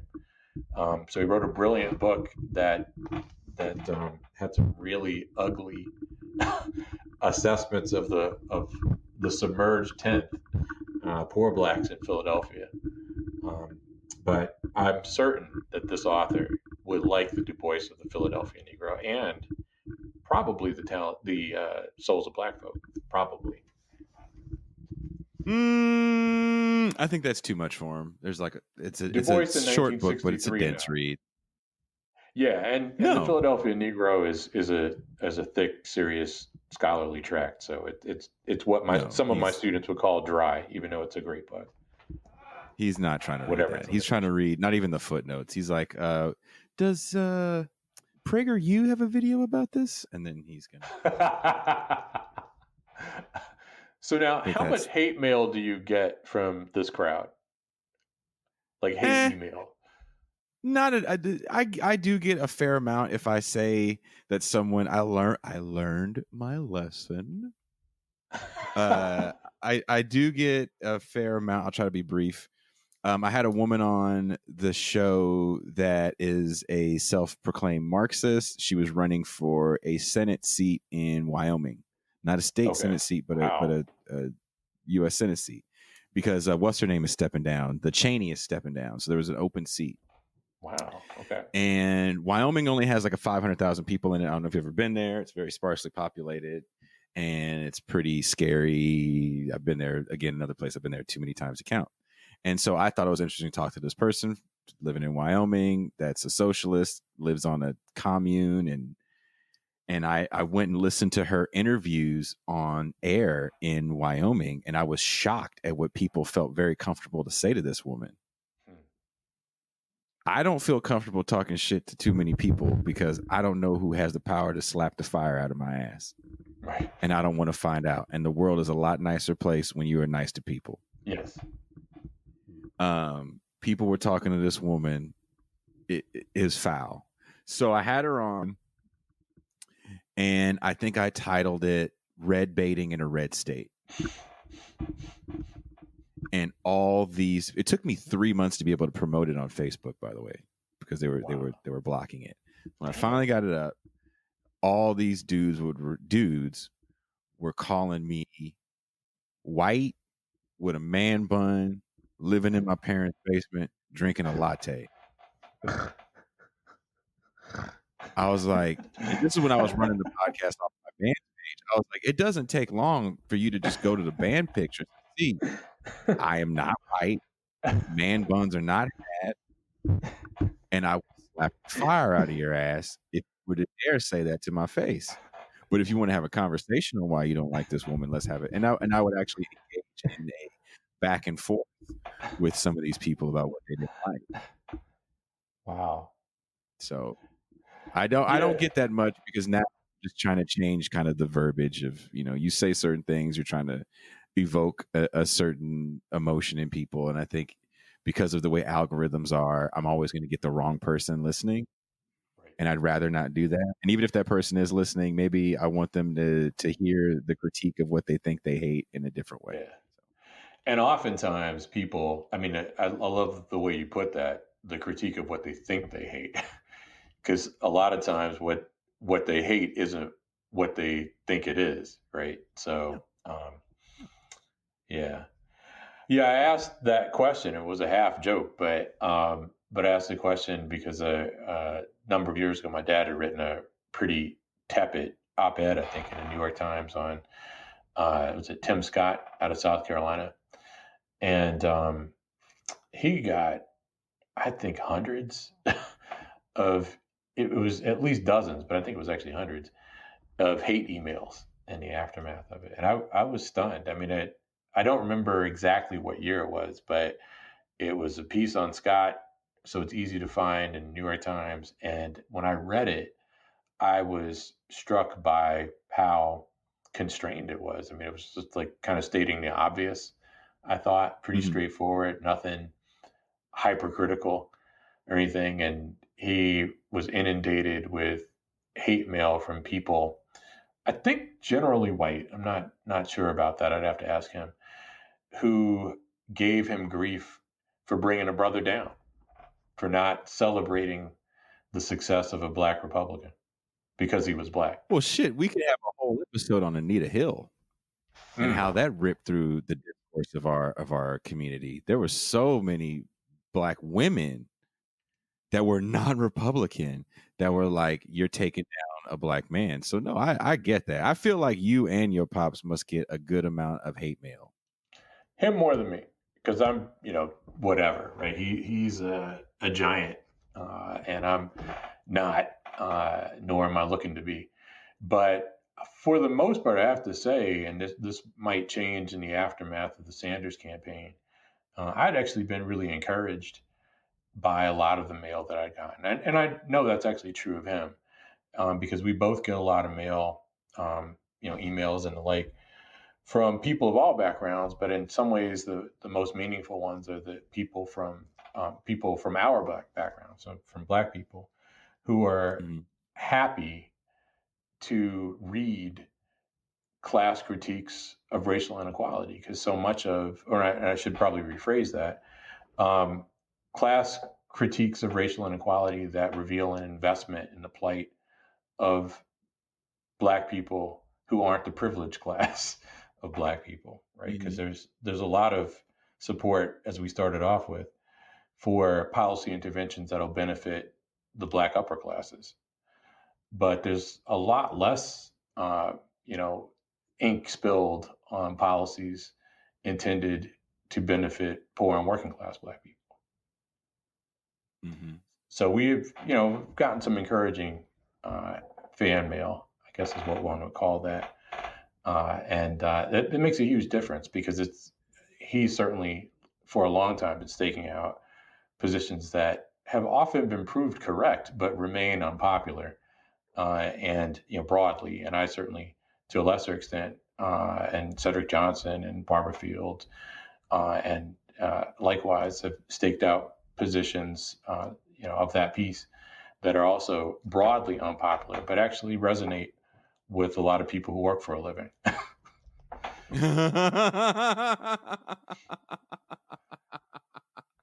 Well, I think that goes back to having some sort of like Marxist analysis from a young age, and let's just be honest, a lot of us missed that in the 90s. Yeah. In the 80s and 90s, because that was gone from pop culture, that was gone from the counterculture. I mean, there's no Marxist or even socialist kind of commentary in Malcolm X's 2.5-hour movie that Spike Lee did. Well, that's true. And in fact, I don't know, you're probably alive to this, but a lot of conservatives actually kind of like Malcolm X. Certainly conservative young people. I've known and taught quite a few white conservative young people in AFAM courses who are disappointed that I don't assign the autobiography of Malcolm X, or they inquire if I intend to. And they like Malcolm X because, or at least they like the Malcolm X that they know from Spike Lee, who kind of takes the autobiography of Malcolm X as the basis for that film, with a couple of interesting tweaks. They like him because Malcolm X is a story of redemption, and of course, the self-help narrative resonates with them. Yep. And for those of us who are old enough to recall the Million Man March, Farrakhan in the mid '90s had a brief moment of broad, qualified popular acceptance, and it was qualified popular acceptance because while many Black Americans embraced the Million Man March for a variety of different reasons, but it was the day of Black atonement, many conservatives and liberal whites embraced the concept of the Million Man March, even as they were compelled to make clear that they didn't embrace Farrakhan because of the anti-Semitism. But what the constant was there, what conservative and liberal, Clinton-style liberal, I should say, so Clinton Democrats, liked about the Million Man March was, I think, as I want to say it was Eleanor Clift from the McLaughlin Group, if I remember correctly, had given Farrakhan props, as we used to say, for encouraging Black men to finally recognize their need to take responsibility for the problems that beset their own community. And at the time, I was about 25. I was absolutely pissed off that she framed it that way, right? Because that was shifting the burden of responsibility to the victims of deindustrialization, of the long-term consequences of mortgage discrimination, the decline of the union movement, et cetera, and presuming that Black people, Black men, would, I guess narrowly, would have had some sort of superhuman capacity to arise from communities that they not only didn't own anything in often enough, if we're committed to ownership as essential, but communities that, again, were beset by social problems owed to, what capitalism meant for those cities at that stage of the game, along with the legacy of racial housing discrimination. And that was our era, right? I mean, that was the era. That was the 90s, right? Self-help all the time. And I suspect that a lot of people, when they hear class analyses of racial inequality, actually conflate it with the kind of colorblind narrative of that era that was bound to underclass ideology. And I would even suspect that because class is in the phrase underclass or the word underclass, that many people imagine underclass ideology to be rooted in class inequality, when in fact it's the culture of poverty, which means that it's not really rooted in a class analysis of inequality. It's a culturalist or racial analysis of inequality, but it's very similar to the framework, or it's much the same as the framework that Farrakhan put forth in well, regularly, but that was part of the subtext of the Million Man March. And on that note, we are going to cut this interview short. I have a lot to say about the Million Man March that is not all that positive. I definitely dug kind of the spirit of it, as I think everybody else did. There's a Spike Lee movie about it that I did not like called Get on the Bus. Yeah. That's also one of the black movies on Netflix, I believe. Oh, okay. And that was obviously in the love to hate category. Yep. Right. Oh, yep. But yeah, that's pretty funny. And I do want to also say to everyone listening that when I first got Professor Reed to agree to doing this, he said, I don't know if I can talk as long as Cedric did. And he did. There you go. And he did. Cedric did a masterful job. I mean, that was one of the best interviews I'd heard, and I don't think Cedric would mind me telling you and your audience that I think that was his favorite interview. I think of all time, but it was certainly I had a ball. I had a ball because I worked in the South, and he's from actually where I was at. And we laughed about some things about Southern Louisiana that only people in Southern Louisiana would understand. So you worked in Opelousas? I worked in the Gulf of Mexico. Okay. So I work with people from all over that region. Yeah, yeah. And I learned some words that I did not know before I went to Louisiana, and coon ass was one of them. And I found out that it was not me. So right. Threw me off the first time I heard it as an adult. Oh yeah, I can tell you some stories off air. I was like, "You got one more time," and they were like, "No." But no, he ended up actually referring somebody to my show that I ended up interviewing like a couple weeks afterwards. That wrote a book about, because I also worked in North Dakota.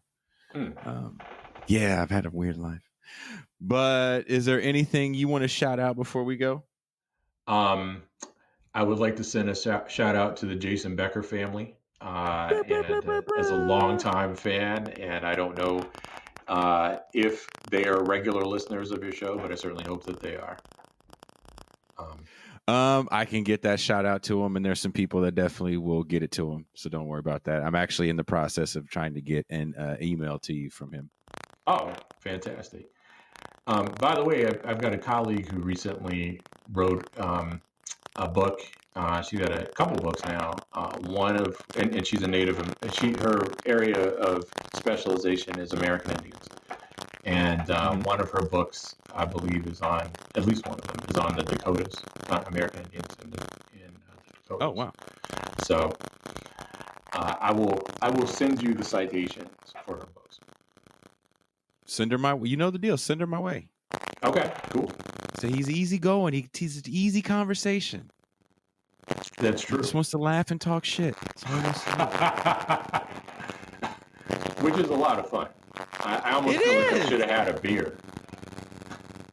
You probably should have. Now you know for next time. I'm still also trying to get you to do. Well, look, I'm going to play some music. Don't hang up.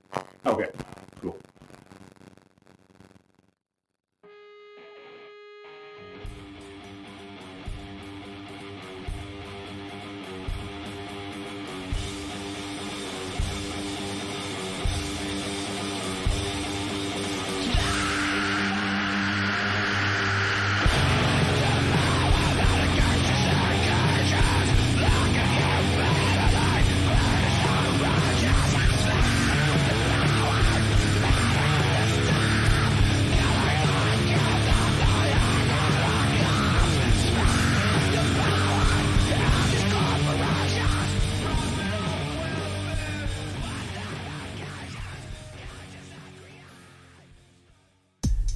Thank you again to Professor Toure Reed Jr. for coming on the show. Please go get his book, Towards Freedom, The Case Against Race Reductionism, out now on Verso Books. I'm also talking to you today because I want you guys to subscribe to the show. This is Revolution Podcast on YouTube, Facebook, Twitter, Instagram, because every Tuesday night at 6 p.m. Pacific time, we do a special live stream. It's always surprise guests, interesting topics. If you like the show, it's even a looser version of the show, and you get to see us definitely in our natural habitats. My son tends to come out and make guest appearances on the show, 2-year-old Phoenix Joaquin. So there's links to all these things in the description wherever you're hearing this show. Subscribe, Tuesday, 6 p.m. Pacific time, live stream, and if you can, become a patron. We're creating patron-only programming, and there's a special animated series that we're doing that I'm really stoked about. So there's links to all that in the description. Thank you guys very much for taking the time to listen to this, and we are out.